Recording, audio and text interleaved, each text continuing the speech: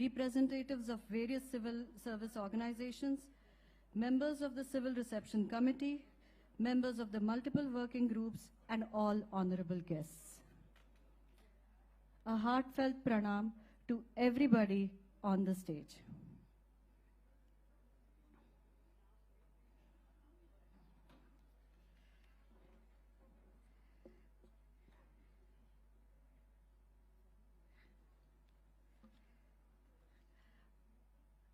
I invite on the stage Shri Vijay Nambiar, Mr. Ahmed Maftuchan, Ms. Alessandra Nilo, Dr. Vinay Sahasrabudhe,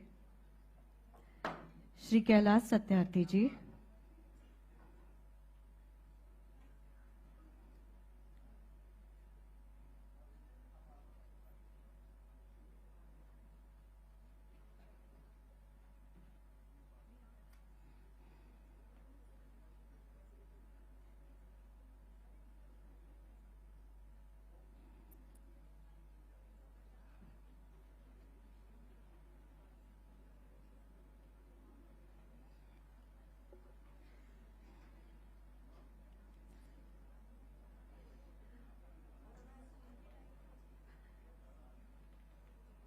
on behalf of our vibrant, wonderful city of Nagpur, I, Medha Dikshit, welcome this August gathering to the Inception Conference of the C-20 2023.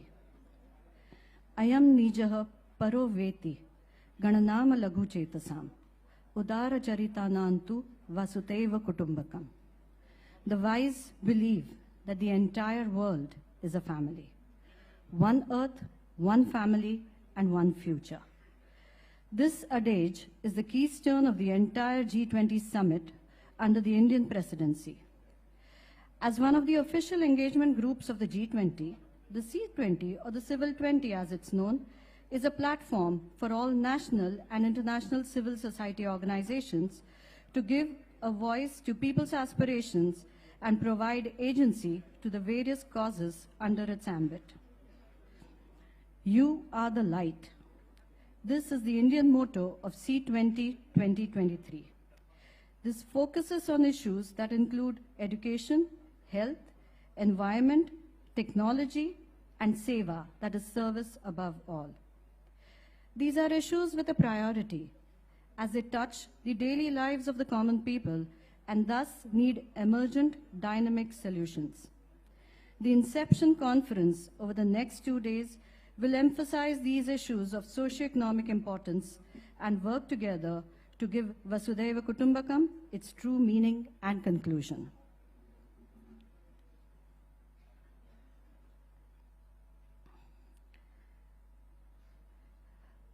A civil reception committee was formed under the able stewardship of Shri Satyanarayan Ji Nuwal. Esteemed members of this committee are also here with us today. I thank them for their presence here.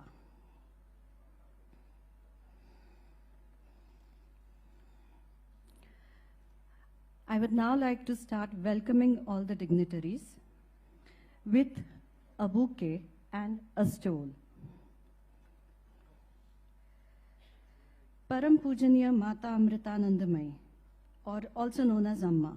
She is the Civil 20 India 2023 chair.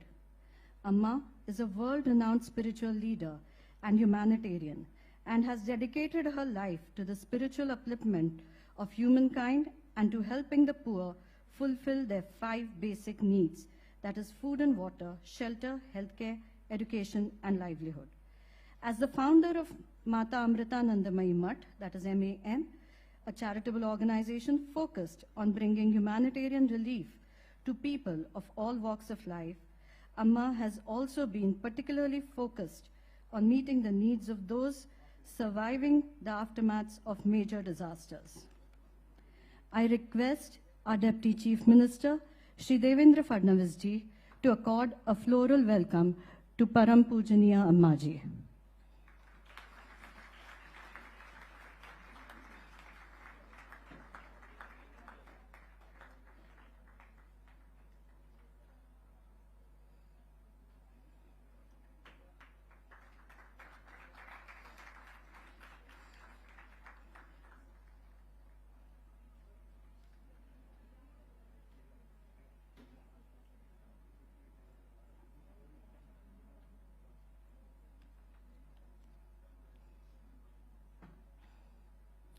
Thank you so much, sir.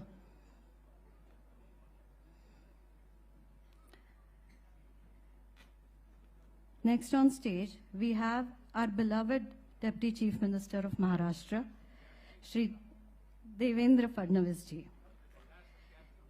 He represents the Nagpur Southwest constituency in the Maharashtra Legislative Assembly. He is also the chairman of Rambhau Malgi Prabodhini. I request Shri Vinay Sahasrabuddhe ji to please welcome sir with a stole and a floral welcome.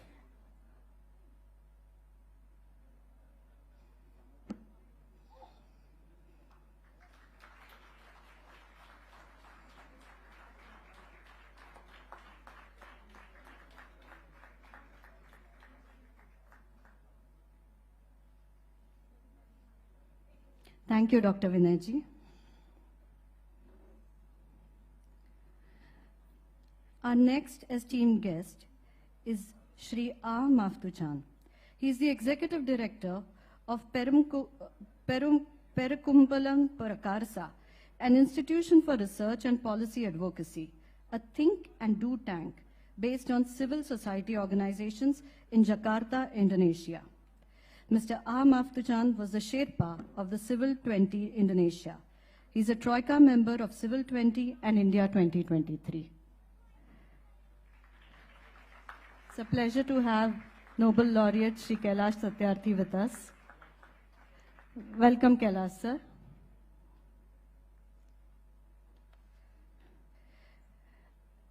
I request Sherpa Shri Vijay Nambiarji to please welcome Mr. A. Maftuchan.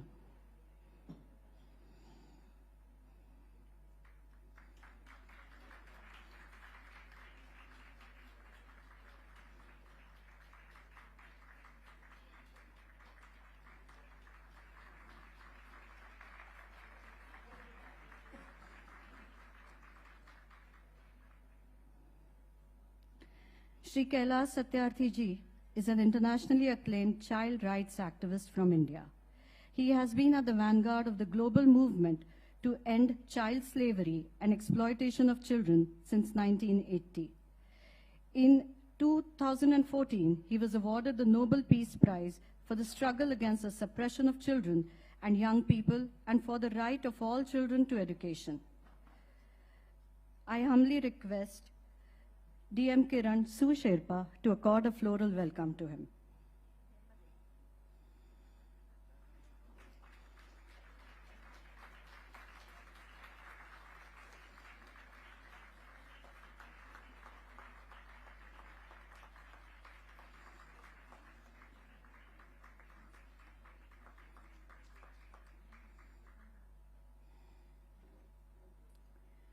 Ms. Alessandra Nilo is a journalist, film director, and screenwriter with an academic specialization in communication and health. She is co-founder and executive director of Gestos, an HIV and AIDS organization located in Recife, Brazil. She is a Troika member of Civil 20 India 2023. I request Shri Swadesh Singh ji, Su Sherpa, to please accord her a floral welcome.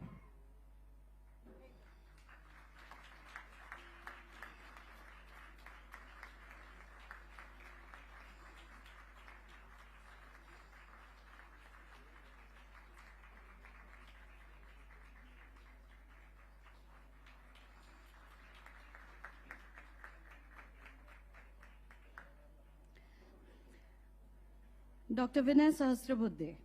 He is the president of Indian Council for Cultural Relations. He is the vice president of Rambhau Malgi Prabodhini, which has been a part of this organizing committee as well. I request Mrs. Vasuki Kalyanasundaram from Satsang Foundation to please welcome Shri Vinayji Sahasrabuddhe.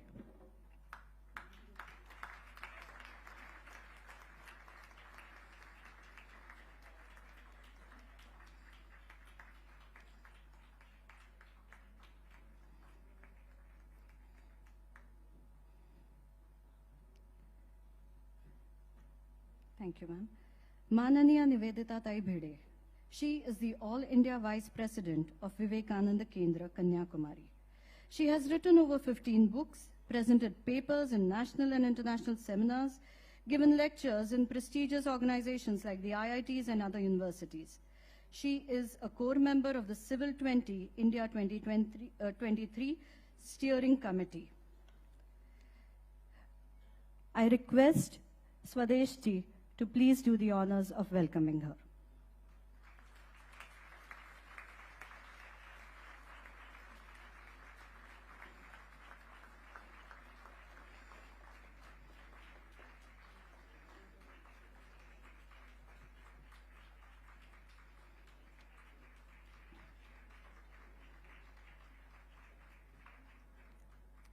Thank you so much. Shri Vijay Nambiar ji, he's the Sherpa of Civic 20 India 2023. He's a retired Indian ambassador. He served as the Under Secretary General of the United Nations. He was the chef de cabinet, that is Chief of Staff, under the UN Secretary General Ban Ki-moon. I request Su Sherpa DM Kiran ji to please welcome him.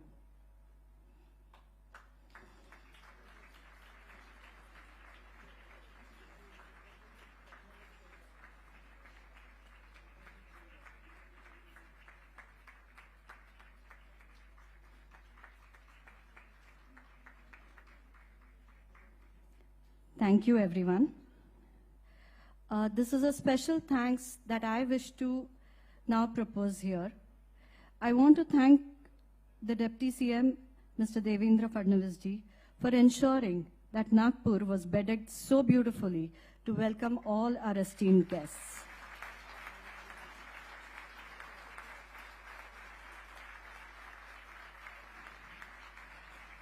A special thanks is in order, particularly to the local administration.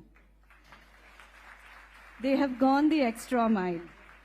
So I would like to thank all of you, sir, the Divisional Commissioner, Dr. Vijayalakshmi Badari ma'am, the Commissioner of Police, Mr. Amitesh Kumar, B. Radhakrishnan sir, the Municipal Commissioner, Mr. Suryavanshi, Chairman of the Nagpur Improvement Trust, the Collector of Nagpur, Dr. Vipin Netankar, and Mrs. Soumya Sharma, the CEO of Zilla Parishad. Thank you so much for your help.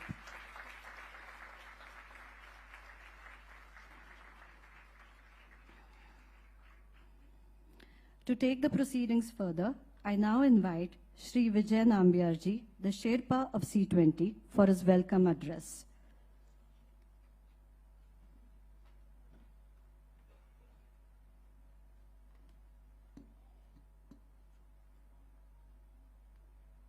Your Holiness, Mata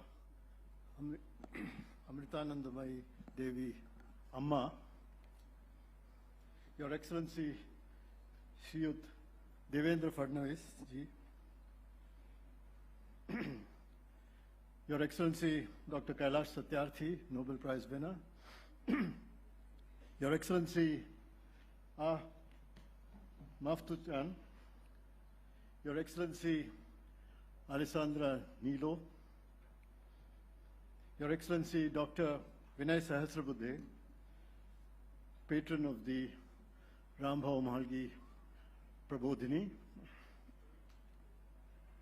esteemed Madame Nivedita Bhide ji of the Vivekananda Kendra,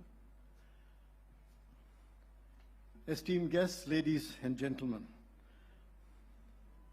Let me begin by extending to all of you present here a most heartfelt and sincere welcome to this city of Nagpur, to the inception conference of the Civil 20 Engagement Group of the G20 nations, and especially for those who are coming here from abroad, a welcome to India.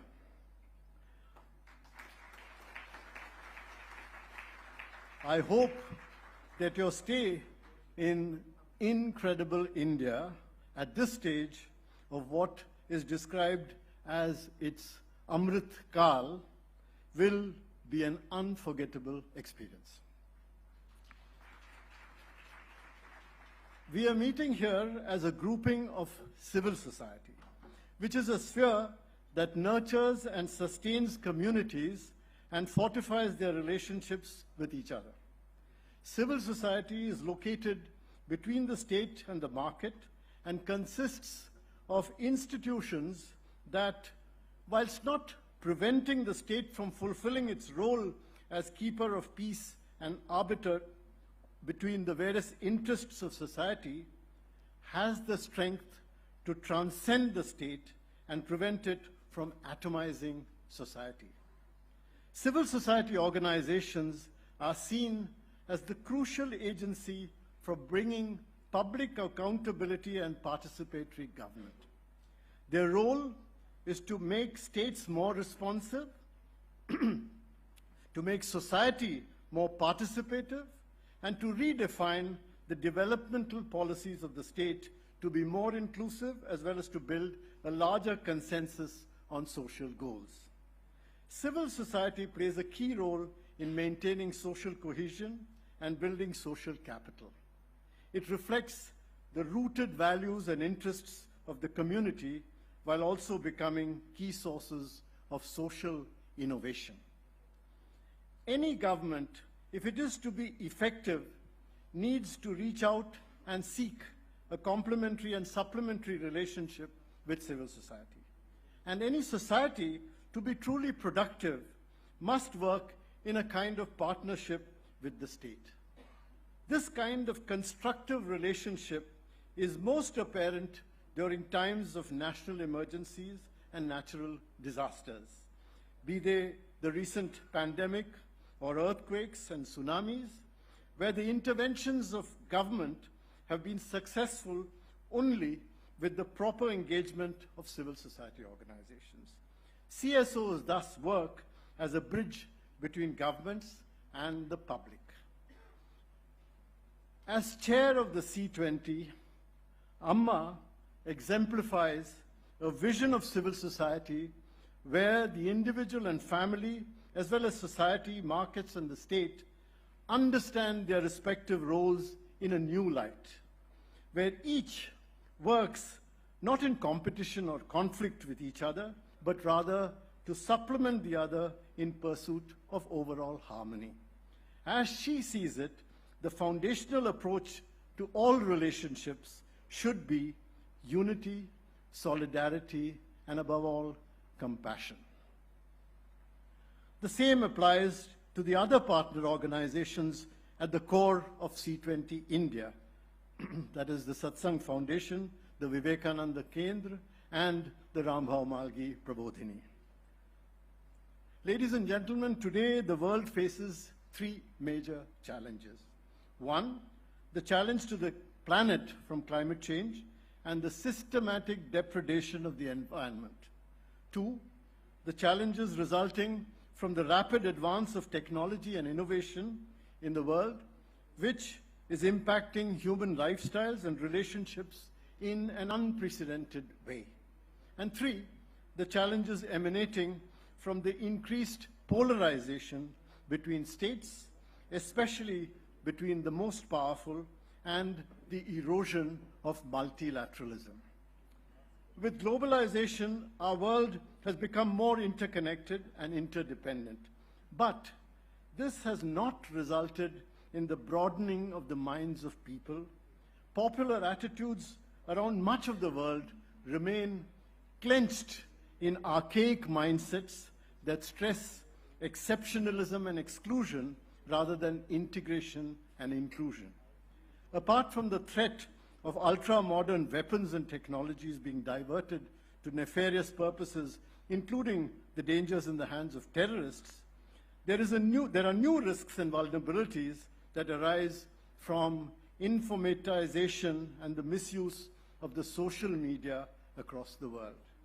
Meanwhile, with the growing food, fuel, and fertilizer crisis around the world today, the economic situation, especially of many developing countries, has deteriorated markedly. Many are falling deeper into debt, and an increasing number are unable to repay their debts without incurring harsh public spending cuts that adversely affect the rights and well-beings of their people. The systematic nature of their debt problem cannot be resolved by creating more debt. The current volatile global economy and limitations of the debt architecture call for more timely and multilateral restructuring mechanisms. Today, the world is also paying the price for our neglect of the traditional teachings of our elders, of learning to live in harmony with nature and our environment. The collective global actions we are taking to tackle climate change and in a range of areas, including net zero commitments, have fallen consistently short of the mark, and much work remains to be done to ensure their sustainability. Meanwhile, progress on the SDGs also remain woefully inadequate in the post-pandemic world. We need to achieve better access to education, livelihoods, and resources, eliminate discrimination based on gender and disability, ensure greater women's leadership in all levels of decision-making. In countering the negative trends that I've just mentioned and encouraging the correct use of global public goods, CSOs, that is civil society organizations, can play an important role.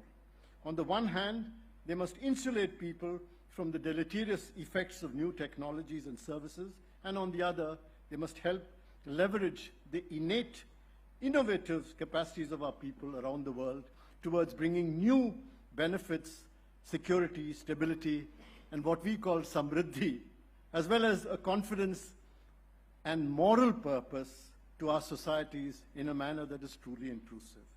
The theme of India's G20 presidency, Vasudhaiva Kutumbakam, One Earth, One Family, One Future, provides a guiding light to our engagement groups to work towards a more cohesive world that is shepherded by India towards oneness.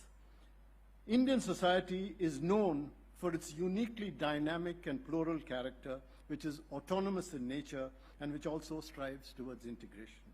At this Inception conference, we will strive to learn from the experiences of previous meetings and work closely with other member states of the C-20, especially with the Troika.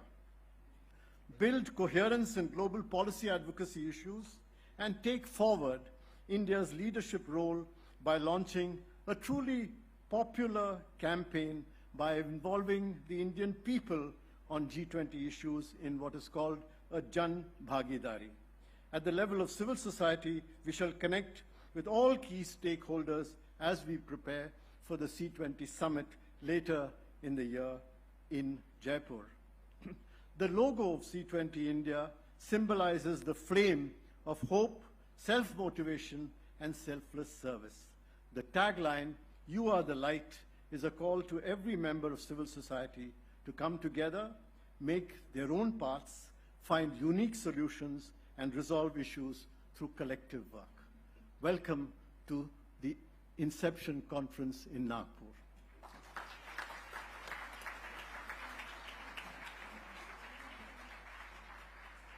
Thank you so much, sir. After the welcome, we now proceed to mark the auspicious start by lighting the traditional lamp. I would like to request all the dignitaries to please proceed towards lighting the lamp.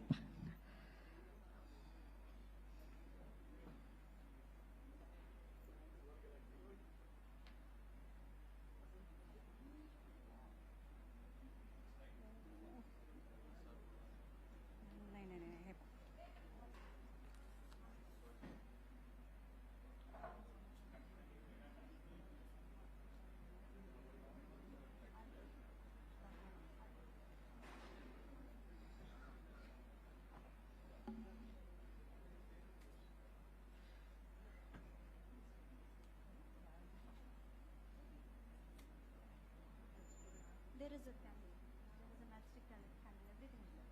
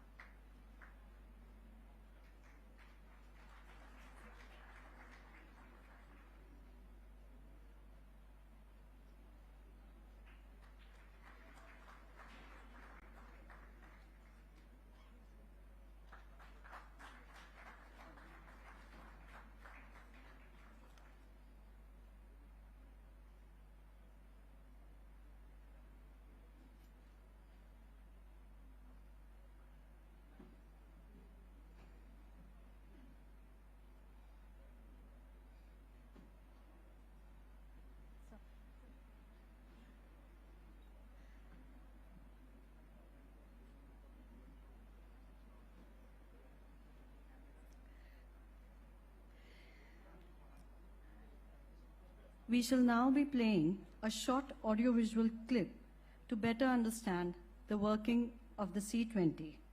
I request the AV team to please display this clip. नमस्कार. ओम सर्वे भवन्तु.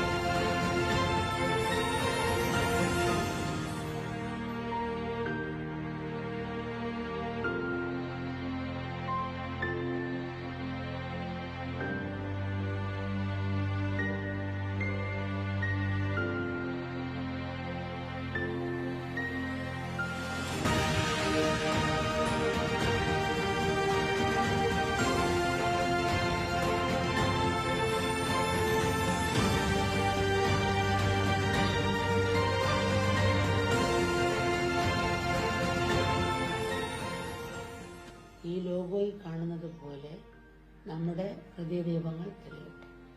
അത് ലോകത്തിനും സകല ധരാതകൾക്കും പ്രകാശം ചെയ്യട്ടെ എന്ന് അമ്മ പരമാത്മാവിൽ സമർപ്പിക്കും.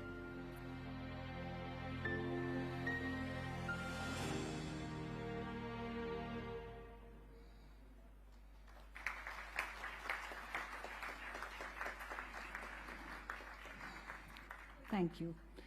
To take the sessions further, I request Mr. Ahmad Maftuchan, Sherpa of C-20 Indonesia, to take the podium for his address.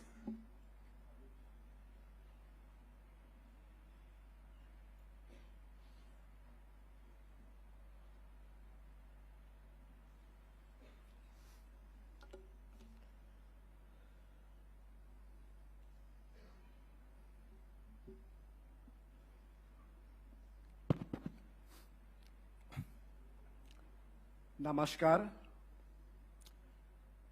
To Holiness Amma, Chair of C-20 India Presidency 2023.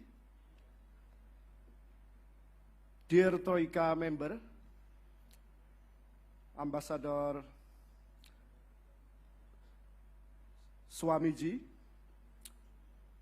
Alessandra Nilo from Questos, Brazil, the previous C-20 Sherpa of Italy 2021, Excellency Riccardo Moro, dear Sherpa of C-20 India 2023, Ambassador Vijay Nambiar, Suserpa of C20 India 2023, Swades Ji and Kiranji, dear Steering Committee of C20 India 2023 and International Advisory Committee, as well as dear Coordinator of Working Group C20 India 2023. Dear civil society leader across the globe, dear G20 India representative, dear local government representative, and all participants here. First of all, I would like to say congratulations, big congratulations to C20 India Presidency 2023 for hosting very good inception meeting in Nagpur today and tomorrow. It is a very important occasion in terms of civil society organization across the globe gathering, discussing, engaging with all development actors to produce innovative ideas, to produce a concrete recommendation, and to produce the spirit of togetherness, the spirit to contribute to solve the current global problem. During Indonesia Presidency 2022, I'm as Sherpa work closely also to all of you, and I must say that we achieve a lot of progress. It is because your excellent contribution. Some achievement that we made during Indonesia Presidency, for example, our proposal on inclusive labor market for persons with disability recognized officially in the G20 leader declaration. So we must, following the consensus of inclusive labor market for persons with disability, running in the implementation at least in G20 member countries. And thank you so much, the working group of disability and gender equality continuing during C20 India presidency. So applause to India as well as to Indonesia, to Italy and other colleagues that already make it some progress in our advocacy work. The second thing is about the achievement. The second achievement that I need to share with you is about pandemic fund. The pandemic fund is collecting fund from G20 member countries and beyond to prepare and to respond a pandemic. And we as civil society organization propose the governing body of pandemic fund must participate, must inclusive in participation way that able for civil society organization sit in the governing body. And once again, it is officially recognized in the declaration of G20 leader. And some achievement. What I'm saying is about how we as a civil society organization more confident, more optimistic, that we have an opportunity to contribute to solve the global problem today.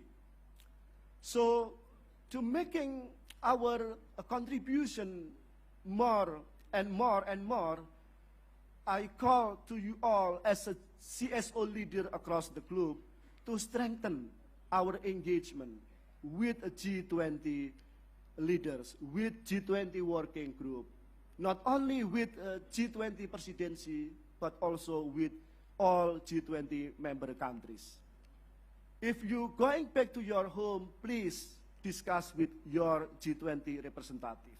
Bring our ideas, bring our policy recommendation, so we can manage our expectation through G20 advocacy this year and for the next year and the next year. Lastly, as a Troika of C20 India 2023, I'm committed to work with you all to bring our lesson learned, to bring our experiences, and please, we use the C20 India tagline, "You are the light," as our spirit. It is a very good tagline, and humbly, it is reflect also of the continuity and sustainability, because during Indonesia C20 presidency, we use tagline, "You are heard." So after you are heard, you are the light. It is a very good message that we must bring together to all society, that we will become one earth, one family, one future. That's all from my side. Apologize if any inconvenience. Om Santi Santi Om.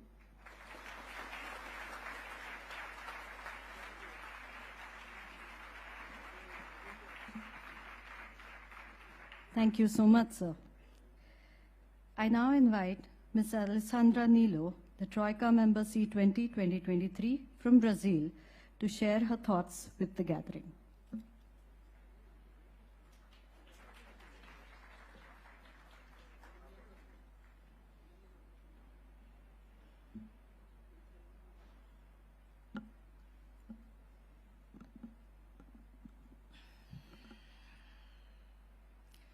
Obrigada, which is thank you in Portuguese.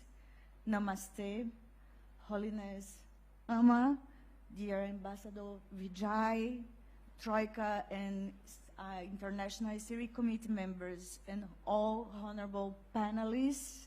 It is an honor to be here, and I respectfully salute all eminent persons of these sessions, the organizers behind the scenes, and the citizens of Nagpur for organizing this Inception conference. And I thank you, the presence of the all audience here. And also, I would like to thank you for warmly welcome all of us from C20, particularly from international community in India. I really feel embraced by your love and attention. Thank you very much. As it was said, our work as civil society is extremely important for the present and the future of humanity. Yes, we are the light. And since the beginning of the C20 process, global and local organized civil society have suggested several ways of addressing the world's challenges and shortfalls. We must also always remember that together the G20 countries could solve most of the challenges we face. It is a fact that we reached a tipping point in history with humanity sickened by hunger, extreme poverty, and with our planet suffering from the excess of the greed and from the lack of solidarity and lack of compassion that adults and young people in many places while we are talking here are facing the horrible, for me this is a horrible feeling of hopeless. And that's why we are here, to show that our civilization path can be different and that the world can be a fair place to live in. So through C20 process, we have been working tireless to put forward solutions such as those presented this morning by the working groups, aiming to defend public goods and the nature, and most of all, putting forward recommendations to implement our dream, but not only our dream, our right to one day to live in a more symmetric society without this insulting economic inequality we see between the G20 countries and within the G20 countries. So our role as civil society organizations for C20 is to engage and meet with G20 ministers and Sherpas year after year to show that we don't lack solutions or formal commitment. There are no lack of financial resources capable of solving our pressing problems, including the climate emergency and this unacceptable level of inequality before us.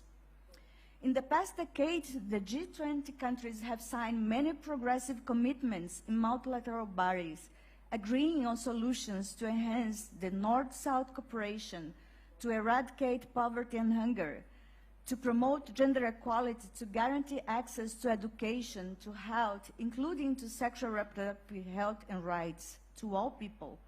They committed to implement right-based approaches while in protecting the environment. They agree on defending science, including through transfer of technology. And after all, they committed to ensure that our rights will fit in their public budgets. So it is concerning that at this moment, with the SDGs commitments, Paris Climate Agreement, Addis Ababa Action Agenda, Busan Platform, have either been ignored or slowly implemented. It indicates that our big challenge, perhaps, is that the world is lacking leaders truly committed to take the necessary steps to implement what their states at the multilateral level have signed, included through the G20 communiques.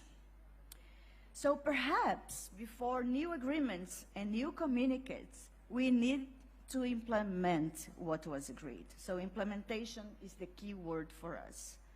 For that, it's key to remind G20 that effective responses to lead us to a life with dignity we deserve will only be possible with the meaningful engagement of an independent and proactive civil society. I think I'm saying that with a little bit of trauma because, as you know, in the past years, we suffered in Brazil with a government that treated civil society like enemies, that tried to silence our voices through violent acts. We are happy that this repressive government was not re-elected because we know from evidence that peace, harmony, social justice can only be achieved through truly democratic systems. Finally, I would like to say that I really hope that the C20's recommendations will inspire the G20 leaders to use their political weight and finance structures to try and revert the multiple crises we face, which require urgent and bold response. We hope that by some of the proposals are related to review the outcome of public-private partnerships and private finance first approach. We need to strengthen the international cooperation for universal social protection and climate resilience by comprehensively addressing tax havens, implementing wealth tax and digital tax, tackling tax abuse by multinational corporations and other illicit financial flows through a universal intergovernmental process, particularly supporting the UN Tax Convention. We also would like to see a public credit rating agency created to counterbalance the oligopoly power of the current state of player in this sector. To conclude, I would like to reaffirm my hope in these recommendations that we put forward and my faith in our collaborative work, because only together can the global civil society move the G20 countries towards a new finance architecture that works for all people and for the planet, using the current technology and financial resources to build a democratic, peaceful, and sustainable world where no one is left behind, as stated by the 2030 Agenda. As a member of the C-20 Troika, I have an immense responsibility in contributing to the work in India, while paving the way to the C-20 process in Brazil next year. So please also receive our love, and knowing that together with the Brazilian Association of NGOs, ABONG, present here, Justice will be looking forward to meeting all of you next year in Brazil. Thank you very much.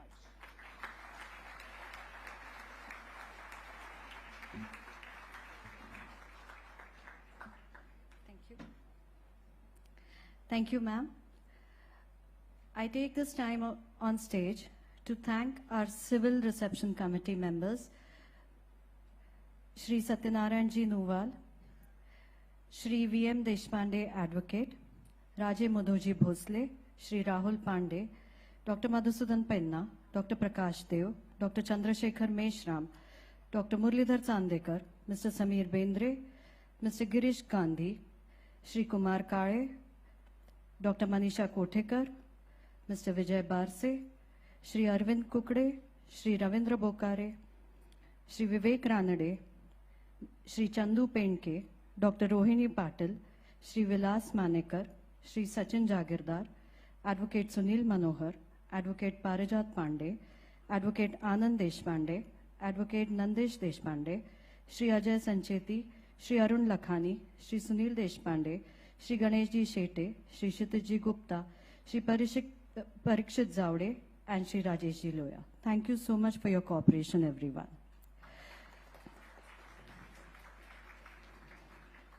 To take the session further, I request Dr. Vinay Sahasrabuddhe ji from Rambhav Malgi Prabodhini, patron and of the Civil 20 Secretariat, to present his Secretariat report.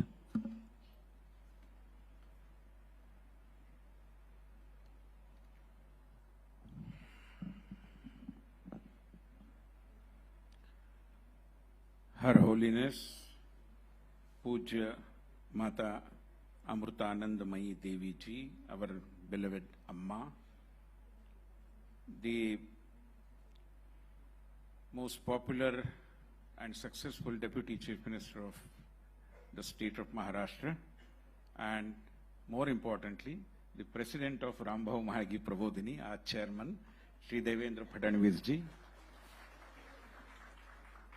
Nobel laureate amongst us, the very well-known social worker, Shri Kailash Satyarthi ji, our Sherpa for C-20, Ambassador Vijay Nambiar ji, our friend from Indonesia, Sherpa of C-20, Ahmad Mahfuz, but he is popularly known as Mahfuz. So, am I correct? Right. And the person who is later on going to take over from India, our friend from Brazil, whom we just now heard before me, Ms. Alessandra Nilo, who is currently the member of the Troika, well-known social worker, and who is leading the Vivekananda Kendra, Madam Bhideji, Nivedita Bhideji, also present in this hall amongst us, our two deputy Sherpas, which are known as Su-Sherpas, my friend Swadesh and DM Kiranji, all the senior officials of the government here who have been relentlessly supporting all our efforts, making this C-20 meeting a great success. I need not name them, all of them, and without their cooperation, this would not have been possible. So I I must acknowledge and welcome all of them to this particular function today.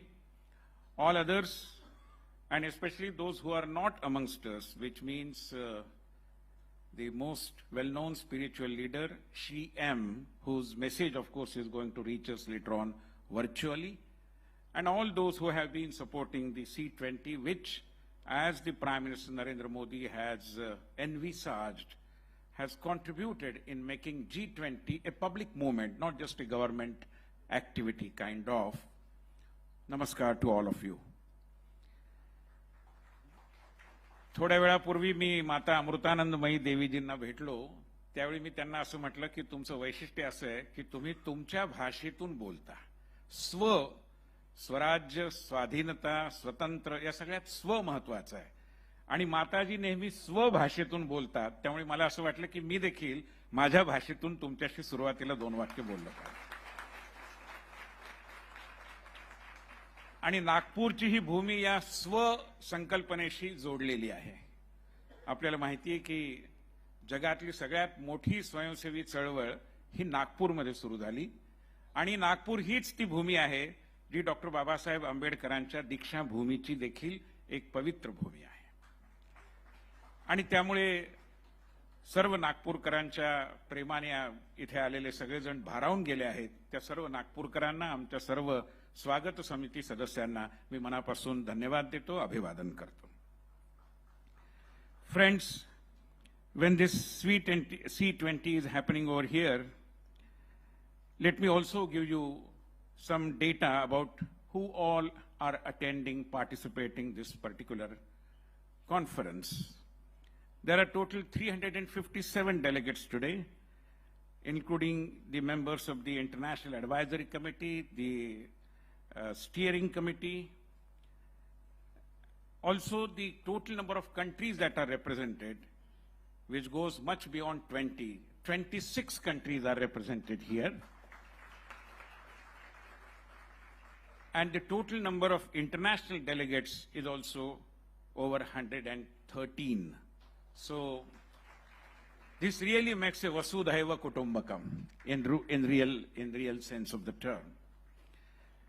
The C-20 Secretariat, Rambhau Mahagi Prabodhini took over, and it was in October 2022 that Mata Amrutanandamayi Devi Ji, Amma, the founder of the Mata Amrutanandamayi Mutt, accepted our request and shouldered the responsibility of C-20 India chair.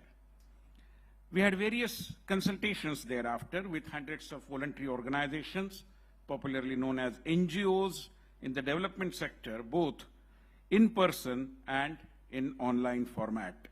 We also studied the policy packs and communique of the previous C-20 held in different countries. The last 4 C-20 summits, I'm sure all of you are aware, took place in Indonesia, Saudi Arabia, Italy, and Japan.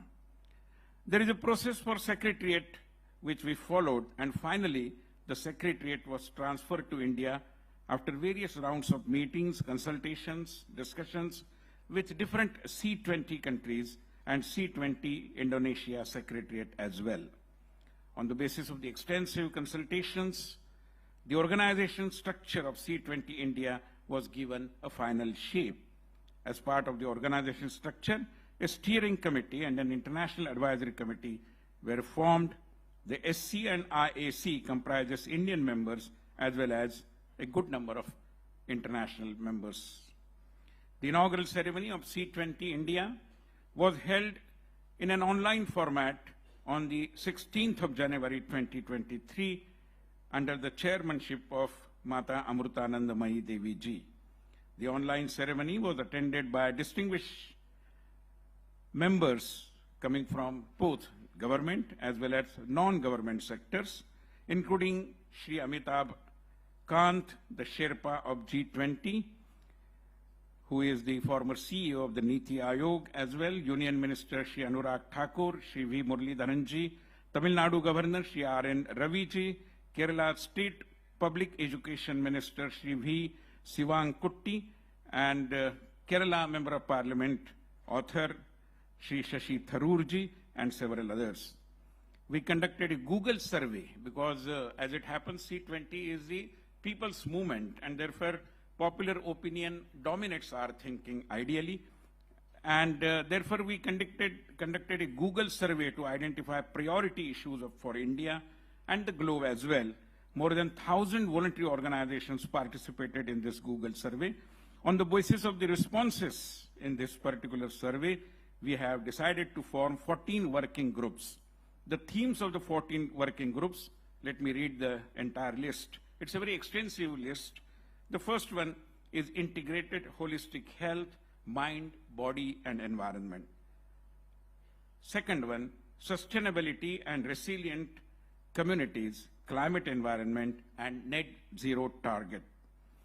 Third, education and digital transformation. Fourth, gender equality and disability. Fifth, technology. Then, of course, we have sustainable development. We also have a working group on rivers. We also have a working group on delivering democracy. We also have a working group on the Indic tradition of Seva. And we also have an important working group for preservation and conservation of traditional art, artisans, and culture as well. So I believe not a single important sphere of public life is left untouched. We certainly are not stopping here. We know that there are many small organizations in Tier 2 and Tier 3 cities of India, and we have a passion who have a passion for volunteerism. And in order to ensure their participation, we have provided forums like, for example, there are several chaupals that are happening, people coming together, discussing the issues, giving their recommendations. There are some Samaj Shalas, which is kind of a school for social workers. Again, they are coming together, reflecting their views on various policy issues and giving us the recommendations.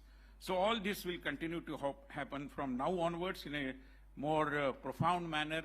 And by the end of July, I'm sure all the working groups would be completing their deliberations. And in the month of July, when we meet in Jaipur, the final outcome will be given some shape through some kind of policy packs, which eventually will go to the G20, and they would look into whatever we have recommended. So this is going to be the procedure forward. Lastly, what is the importance of C20 being held in India? As all of us are aware, in India we have been believing in the concept of autonomous society. In today's language, as our Prime Minister Narendra Modi ji has been very eloquently stating it, Atmanirbharata.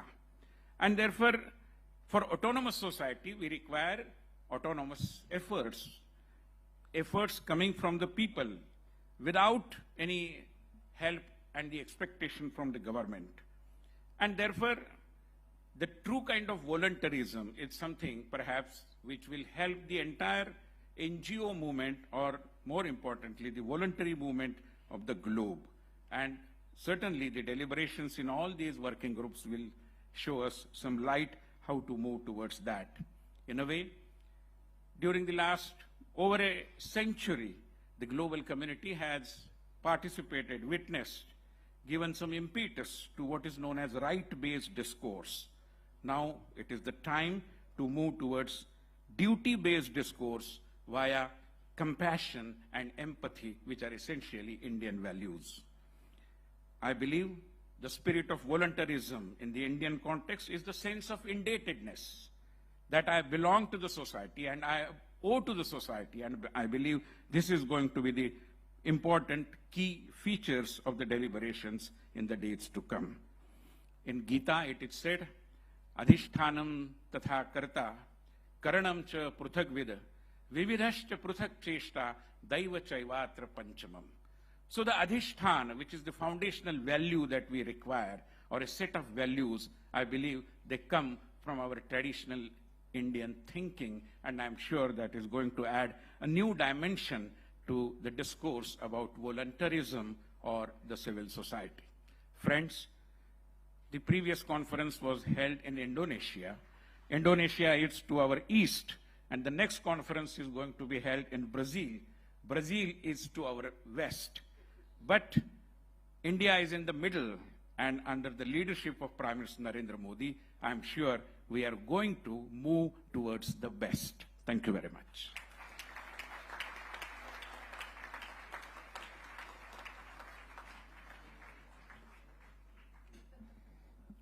Thank you so much, sir, for the Secretariat report. I now request our Deputy Chief Minister, Shri Devendra Fadnavis ji, Chairman of Ramgaon Mahalgi Prabodhini, to please address the gathering.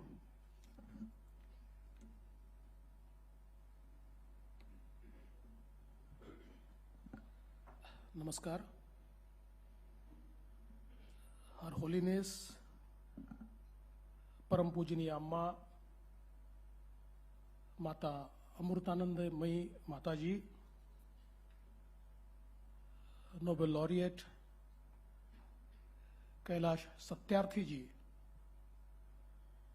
all the esteemed dignitaries on the dais, all the delegates who are members of our extended global family, welcome to the city of Nagpur, which is your home in India.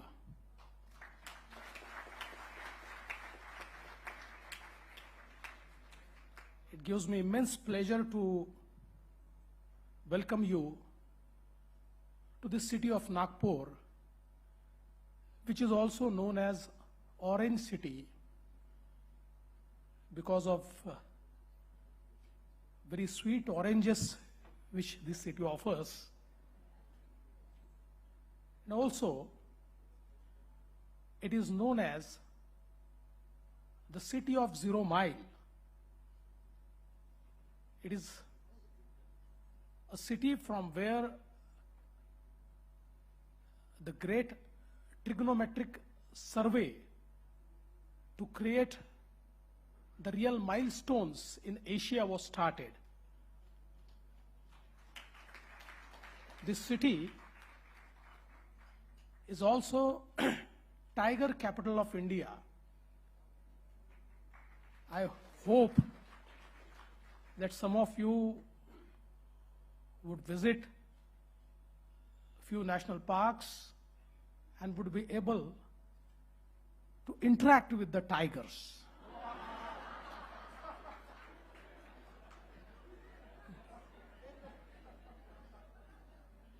Because we always say that tigers are the gentlemen.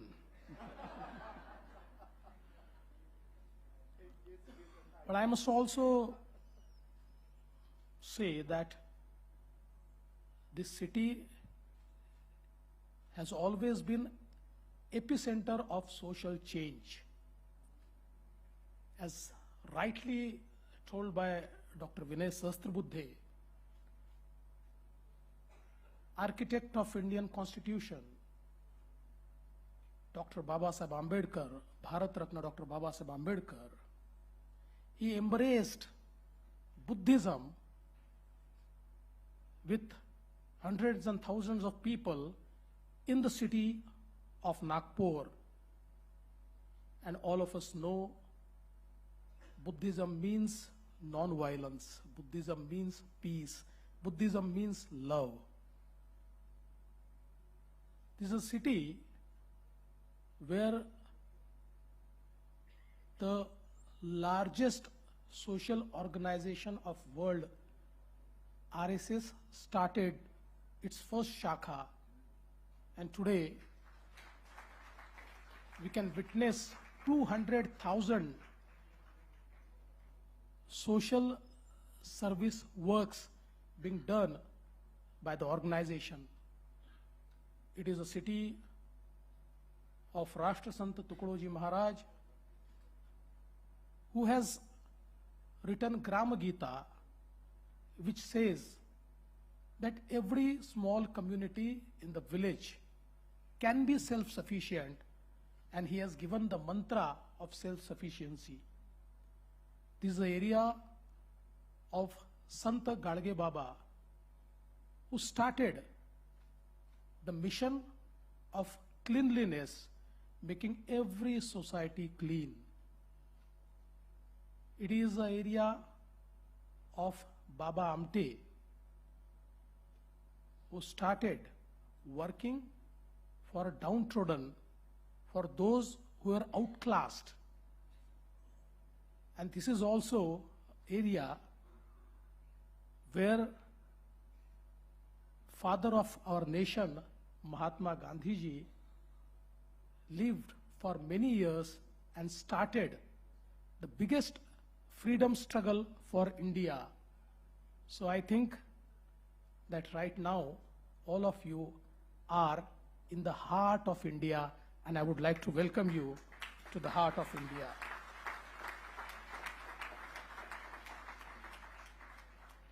I'm very happy that Mata Amrutanandamayi ji, our Amma, is chairing this C-20. Her work for the society is commendable, and moreover, she is not just by title Amma, but she is a real mother who cares for every single person in the society. The amount of work Amma has done in India and globally, I think that makes her entitled for being called Global Mother. Thank you, Amma, for being the chair.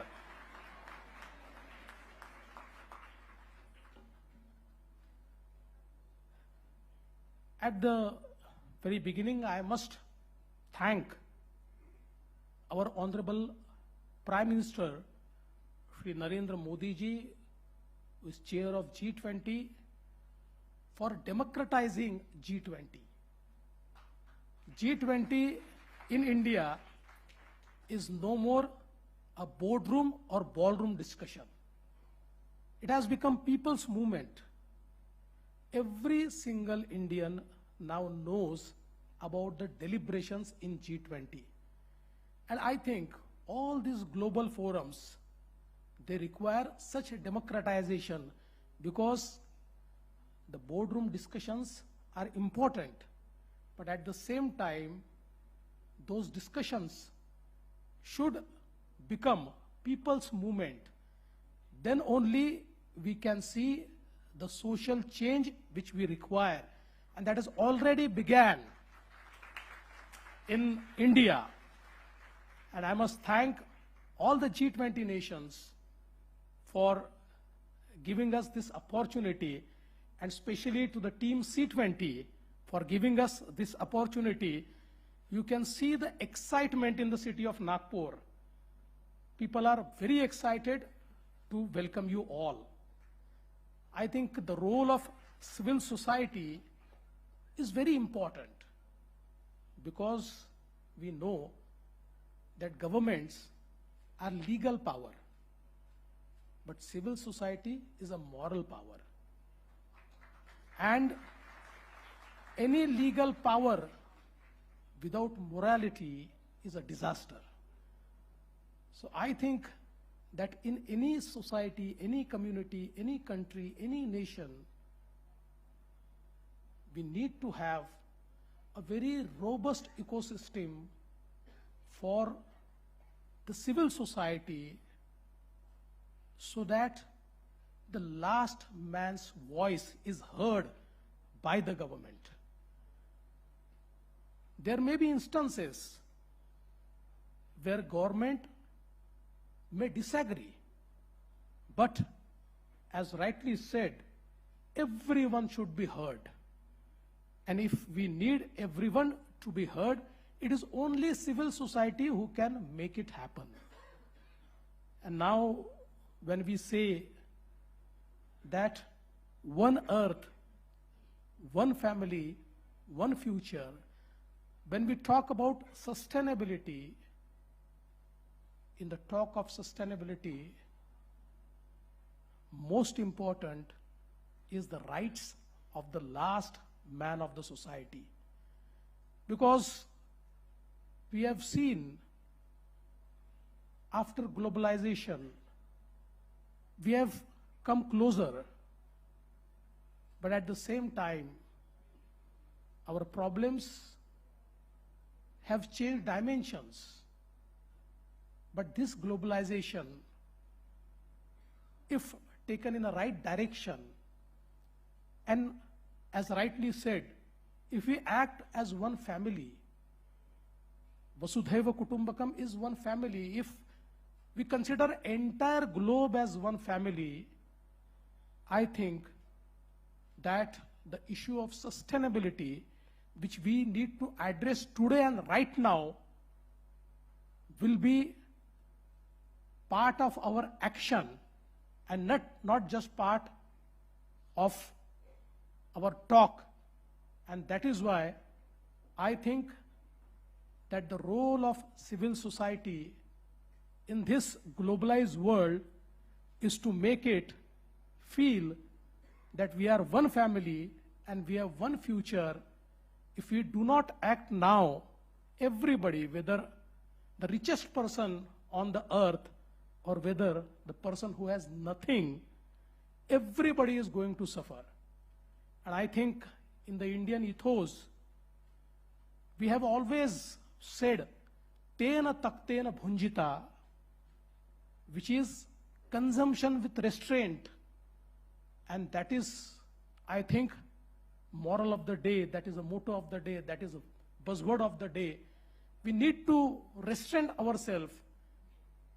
Consumption has always been human tendency, but when consumption leads to destruction, I think it is time to act. And it is only the civil society and its moral power which can make the governments and the communities act so that we exercise the restraint on our consumption. I think in this C-20 inception meeting, all the different topics which will be deliberated will come out with ideas and solutions which will be very useful for the world to become a good place to live, to become sustainable. In the end, I would just like to say, Naneshwar Maharaj, he said, Duritanse timira jaho, Vishwasva dharma surya paho, Jose vanchila tote laho, prani zata.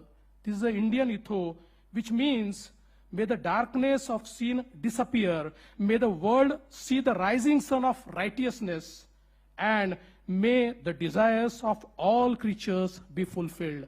I think that is the idea.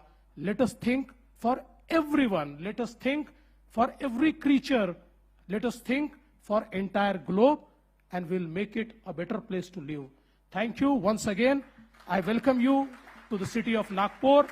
May this C-20 be a great success. Thank you. Jai Hind, Jai Maharashtra. And I think Vinayji would not be happy if I don't tell you about Rambhav Magi Prabodhini, because my speech till now was in the capacity of government, in the capacity of Deputy Chief Minister. But I must tell you that Rambhav Magi Prabodhini, which is sharing the responsibility of organizing this C-20 summit. It is an organization which has been given a consultative organization status by United Nations. It has been working for past 50 years, and it has worked on many issues in many fields, right from the situation of Afghanistan up to various tragedies which have happened in the country and globally, everywhere, Rambhav Magi Prabodhini has sent its team. They have come out with reports. It is also one of the unique organizations which works for empowering the democratic leadership. And I think there are many things which in the course of this summit, they will reach you, they will come to you in form of a booklet. And on behalf of Rambhav Magi Prabodhini as well, I welcome you all. Thank you. Jai Hind.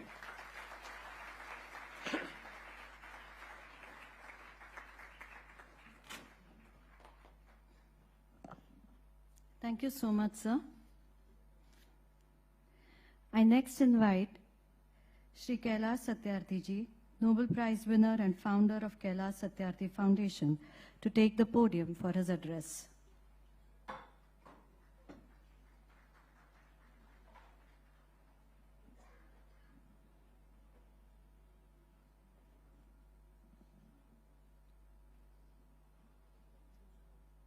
Your Holiness, dear Amma,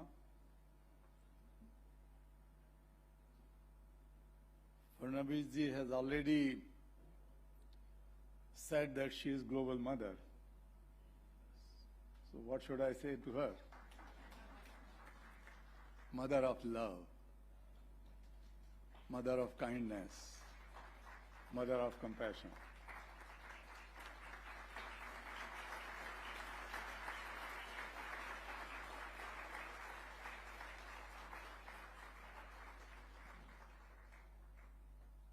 Respected Devendra ji, Deputy Chief Minister, one of the most dynamic, visionary young leaders of our nation. We are proud of you.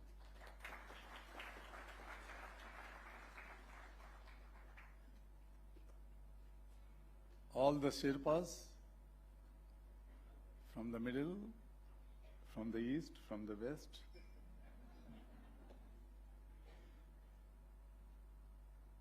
So it was good that one Sherpa was sitting in my east and one was in the west.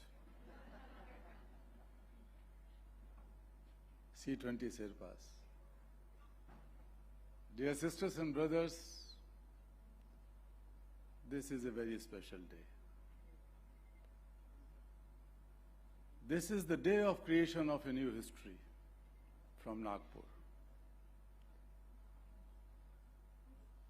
All of you, or many of you, might know about the proceedings, formats, deliberations of C-20s in the past.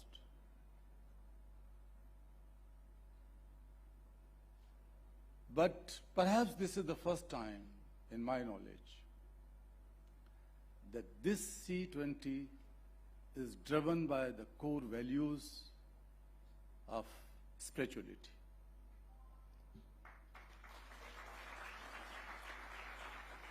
And spirituality does not mean any religion. It is the driving force, the soul of universal humanity. When we say Vasudhaiva Kutumbakam, when we say one earth, one family, one future, they are not simply slogans. Each word has a deeper philosophy and the roots in spirituality. Friends,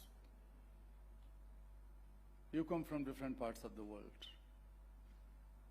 Not only 20, but 26 countries.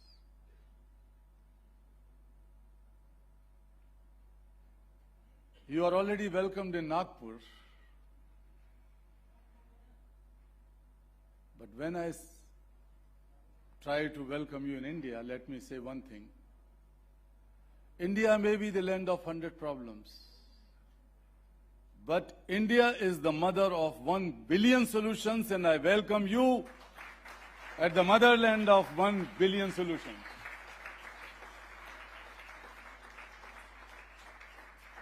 And that is something which is already flowing, radiating on your faces, in your eyes. Not the problems, but solutions. And these people who are sitting here and deliberating for next 2-3 days, I'm sure that they will come not only with recommendations or proposals to G20, but they will come out with more deeper solutions to the problems, more sustainable solutions to the problems. This is very timely because world is passing through the age of compounded crisis of civilization. We can also say that we are also facing complexity and competitions among the priorities and issues which has to be taken up. Health or education or ecology or gender equality. What should be the priority? And they are competing issues. When it comes to budgetary allocations of the governments and when it comes to ODA support, demand, not only among the governments but also in the civil society. And therefore, we also observe, we see that there is a competition among the civil society organizations on various issues. But one thing is very clear, that when I call you as the leaders of civil society,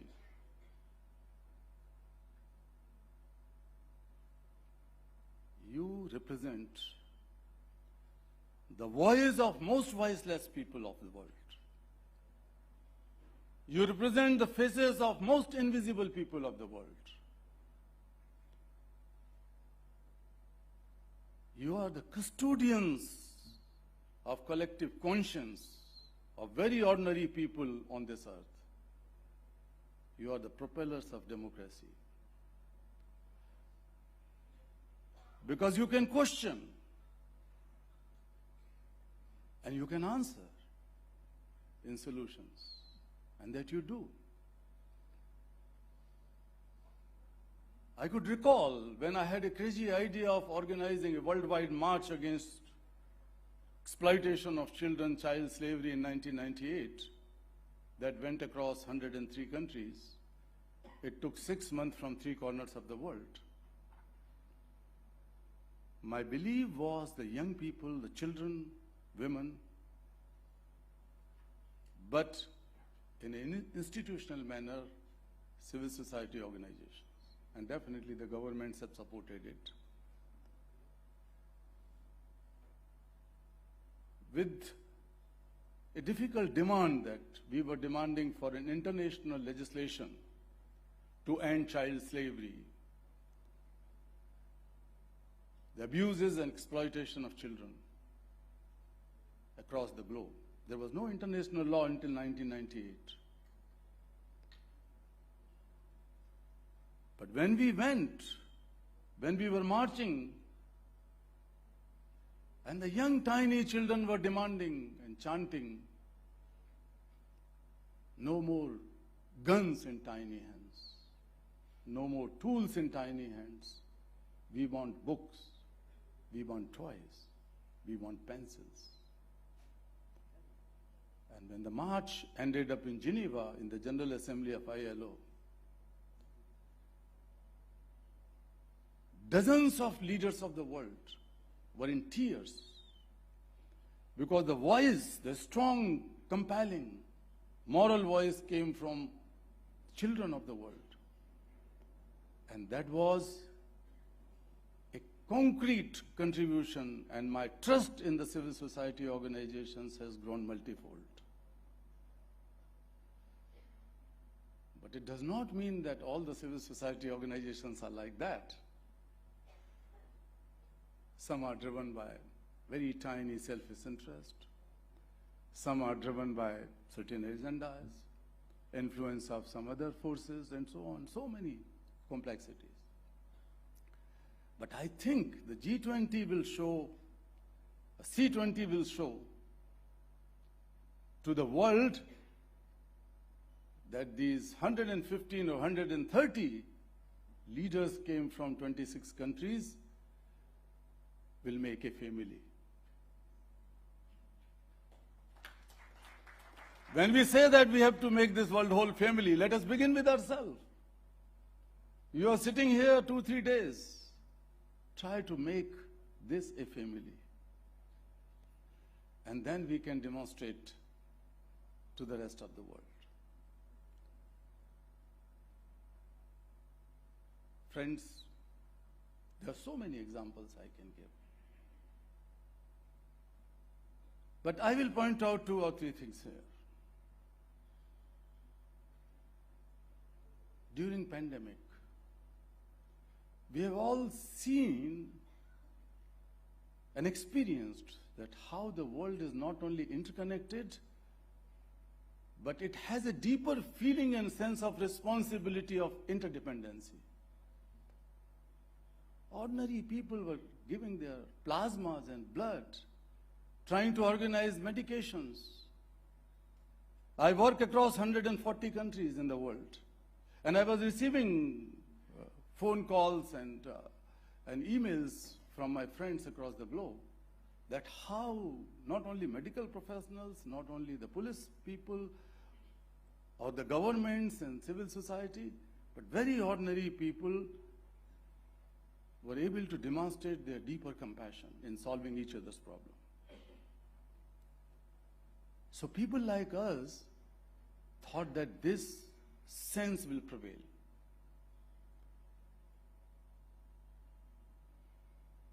But unfortunately, this is not happening. And this is a big challenge. And this is a reason to introspect. The rich countries of the world have created a fund. I'm not talking about that fund which has been established by the G20. I'm talking about G7 plus 1 or 2 more. $11 trillion money has been allocated under the title of Global Agenda of Action for COVID-19. That was not for vaccines, medications, not health front, but the revival of economy in needy countries, primarily, but also in other countries, low-income countries and least developed countries. $11 trillion.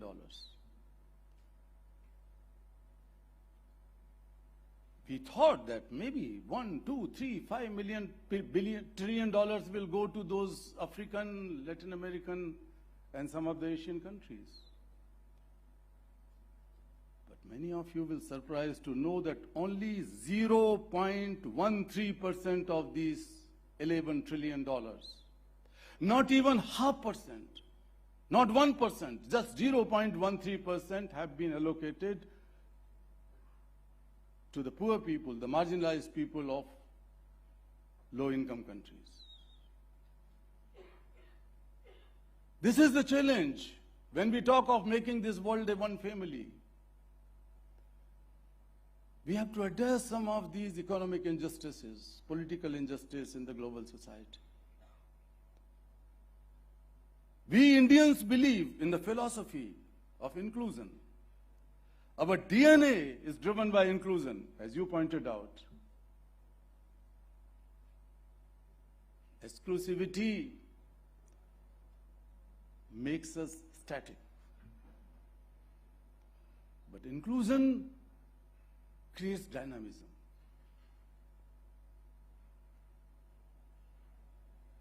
There are other benefits of it. But take the case of United Nations today.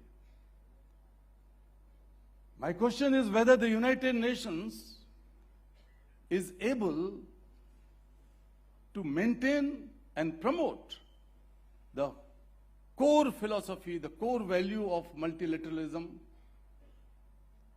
and a sense of mutual responsibility and accountability, political justice and protection. This power is eroding.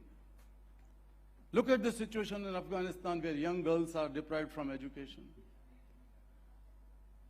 All the efforts have been made for years, for decades. But in the end of the day, Taliban comes and stops schools, colleges for girls. Nobody could do anything. I'm not talking the depression, I'm talking about challenge. Ukraine-Russia situation. So many other examples. We need a more inclusive, more dynamic United Nations. That means more inclusive Security Council.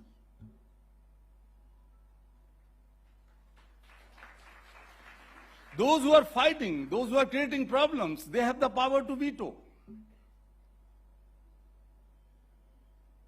More inclusive. Inclusive G20. We have only one African nation in G20. European Union is also a member, but not the African Union. African Union is observer. From India, we should raise the voice that we will fight for the global South. We Indians will stand for the global South under the leadership of our Prime Minister. This is the time to raise the strong voice and advocate for the justice and representation of global South. And that should emerge from this G20 to begin with C-20.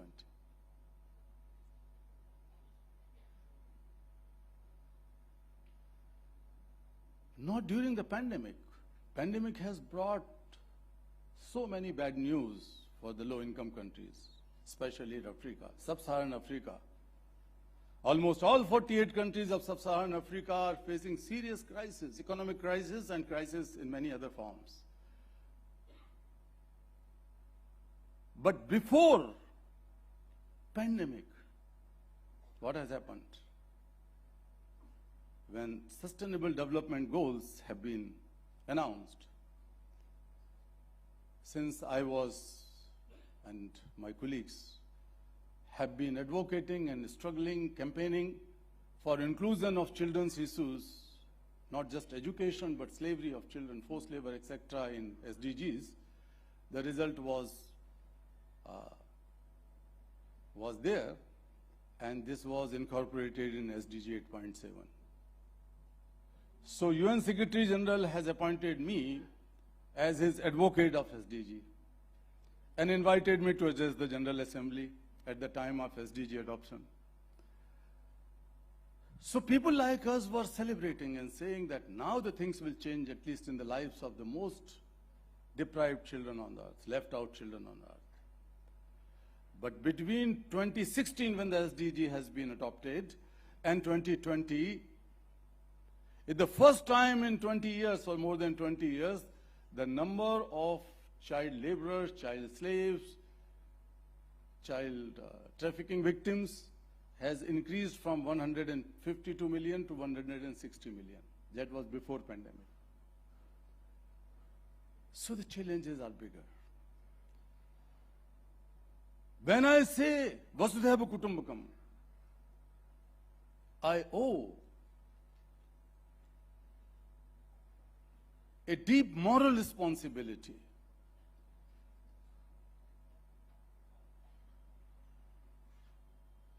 we have come out as a group of Nobel laureates, peace laureates, came with a report which we have circulated, and we have spoken to many of the presidents and prime ministers in the world, that only $53 billion annually can help in solving the problem of all children, problem of health, problem of education, problem of protection.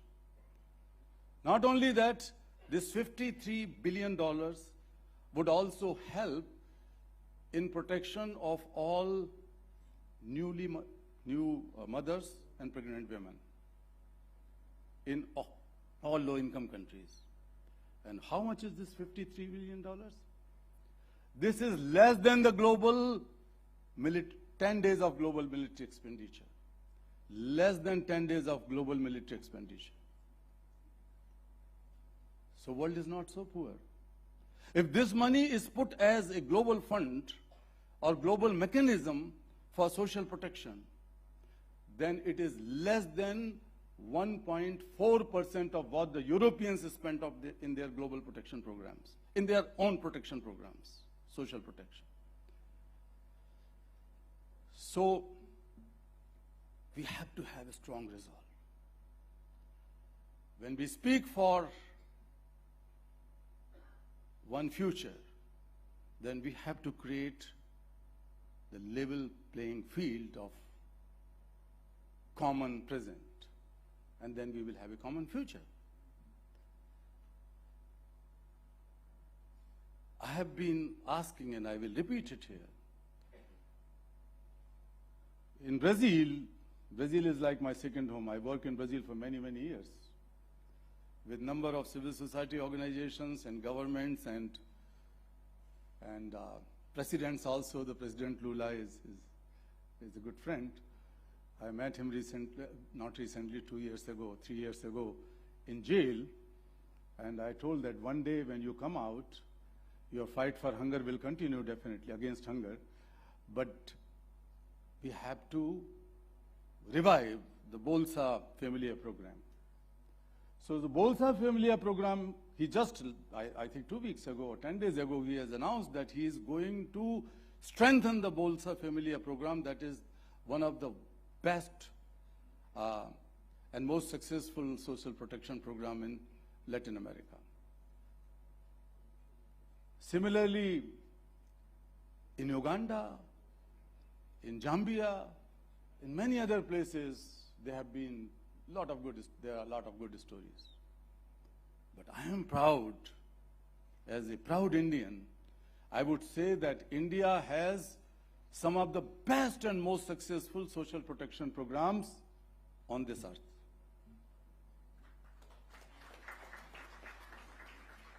Our midday meal program, our newly launched Vatsalya program, this Beti Padhao, Beti Bachao, these are some of the social protection programs where we have been able to showcase to the rest of the world that there is a need of a global or universal child benefit, where the children can directly get financial support, children who are most marginalized and most left out children. So finally, while thanking you, I could not restrain myself in the presence of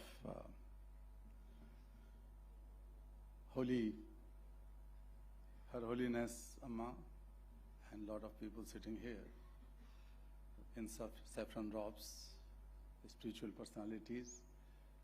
But it is not necessary that the spiritual personalities live in only saffron robes. There are ordinary looking people, nice people, bringing this world a better place, making this world a better place, are spiritual people, spiritually driven people, in any religion, in any culture, in any society.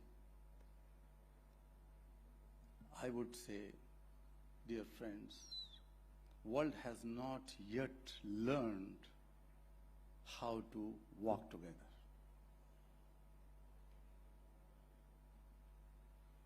Our Vedic rishis in Rig Veda, so many mantras are there, but one simple mantra many of you might remember, Sangachadhum.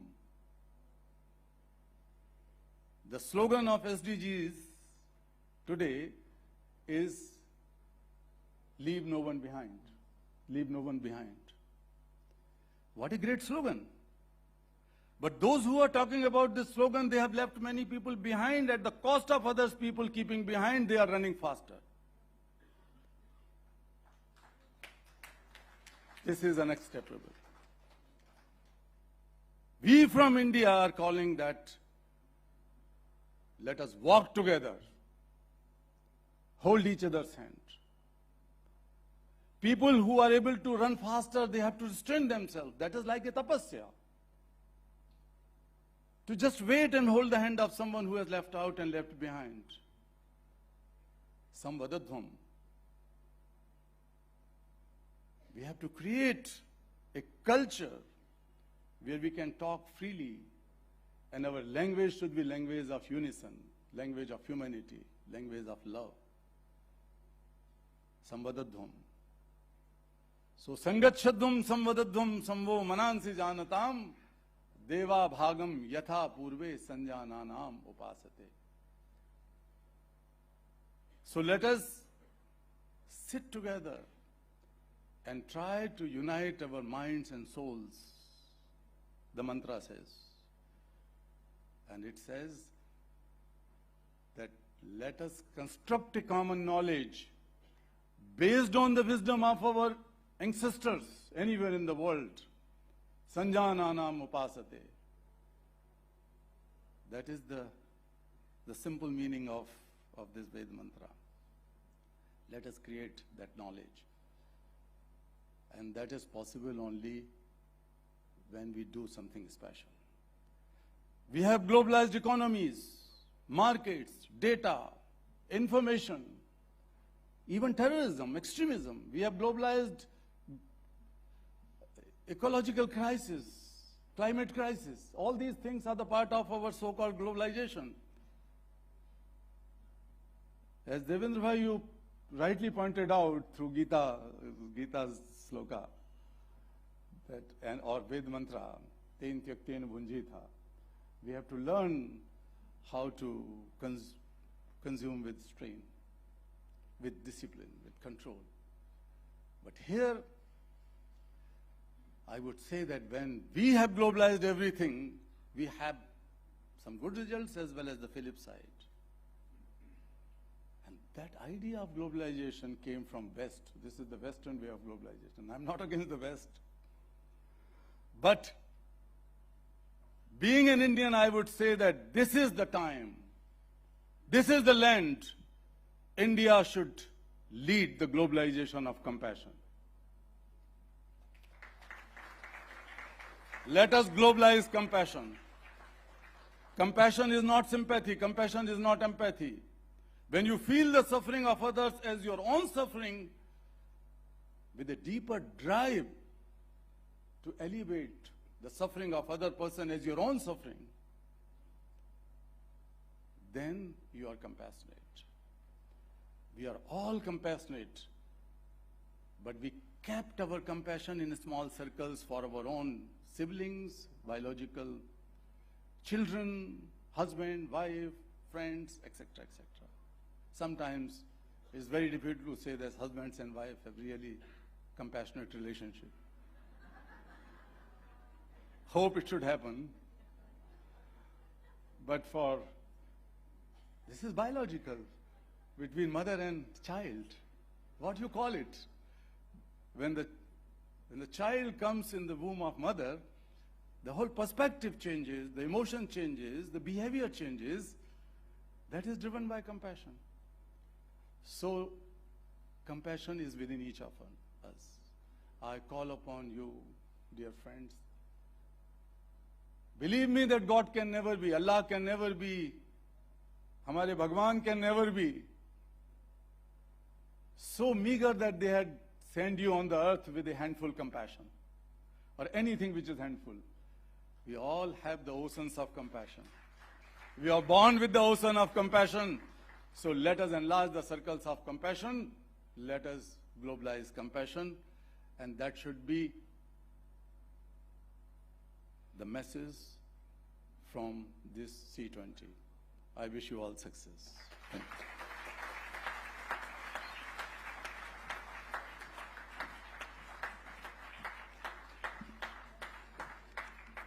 Thank you, sir. Indeed, the message of global compassion should reach all corners. Another benign soul, Sri Param Pujya Sri M of Satsang Foundation, could not be here with us today for other pressing matters, but he has sent a video message which I ask the audiovisual team to please play for the gathering.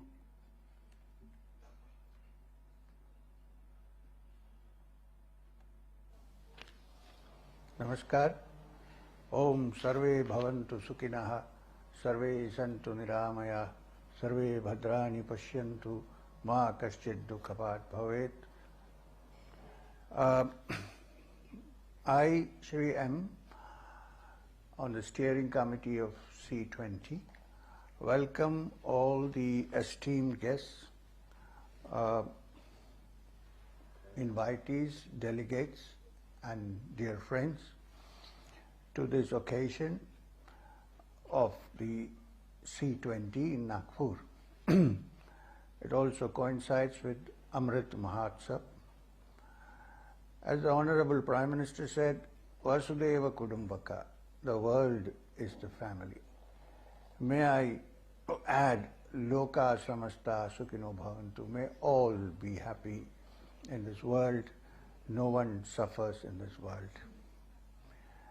Now, the Satsang Foundation, of which I am the founder, has taken the theme for the C-20 as the rejuvenation of rivers and planting of trees, reforestation.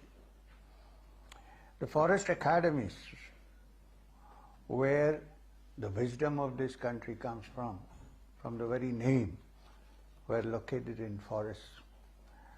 Trees are important for oxygen, for keeping our lives safe and sound, for preventing diseases, and also for shade and all the things that we think are good for human beings.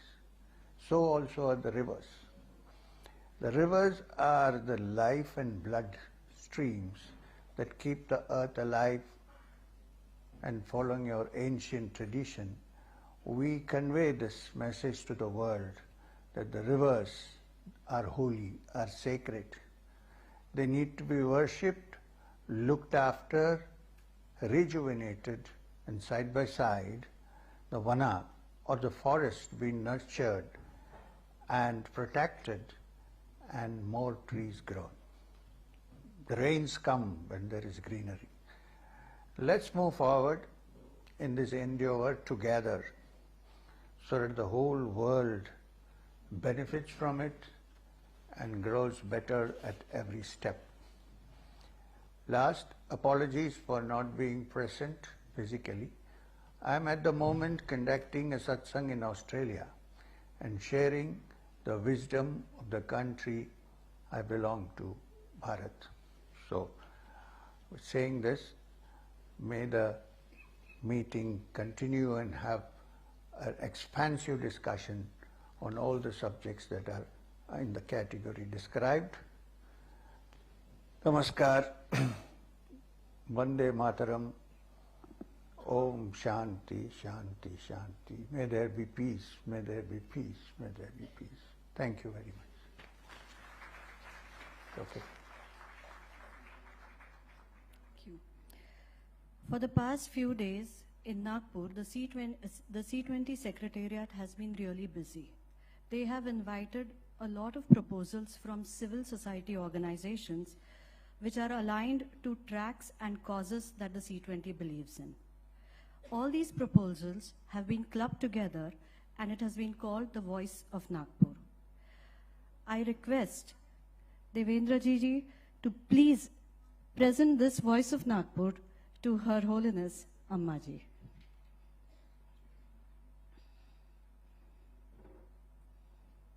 This is a compilation of all the proposals that the civil society organizations have presented.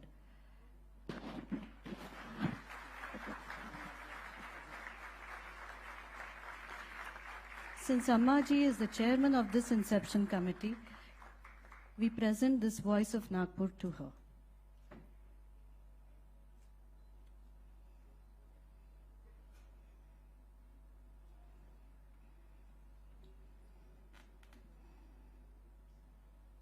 Thank you. Before we move on to the next speaker, there are a few announcements. All of you have been provided with the headsets. We have already seen how the headset can be operated. Channel 1 is Hindi and Channel 2 is English. The script of Amma's speech shall be displayed on the screen. A copy of the same shall also be available with the help desk for all those who are interested.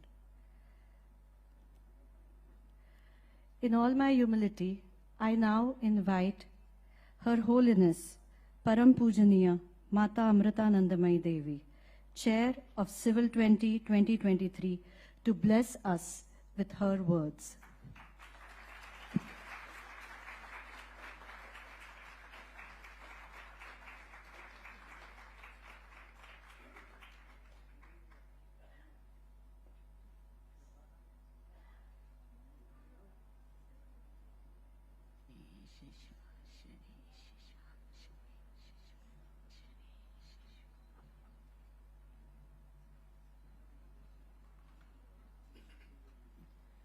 പ്രേമസ്വരവളം ആത്മസ്വരവളായിരിക്കുന്ന എല്ലാവർക്കും നമസ്കാരം.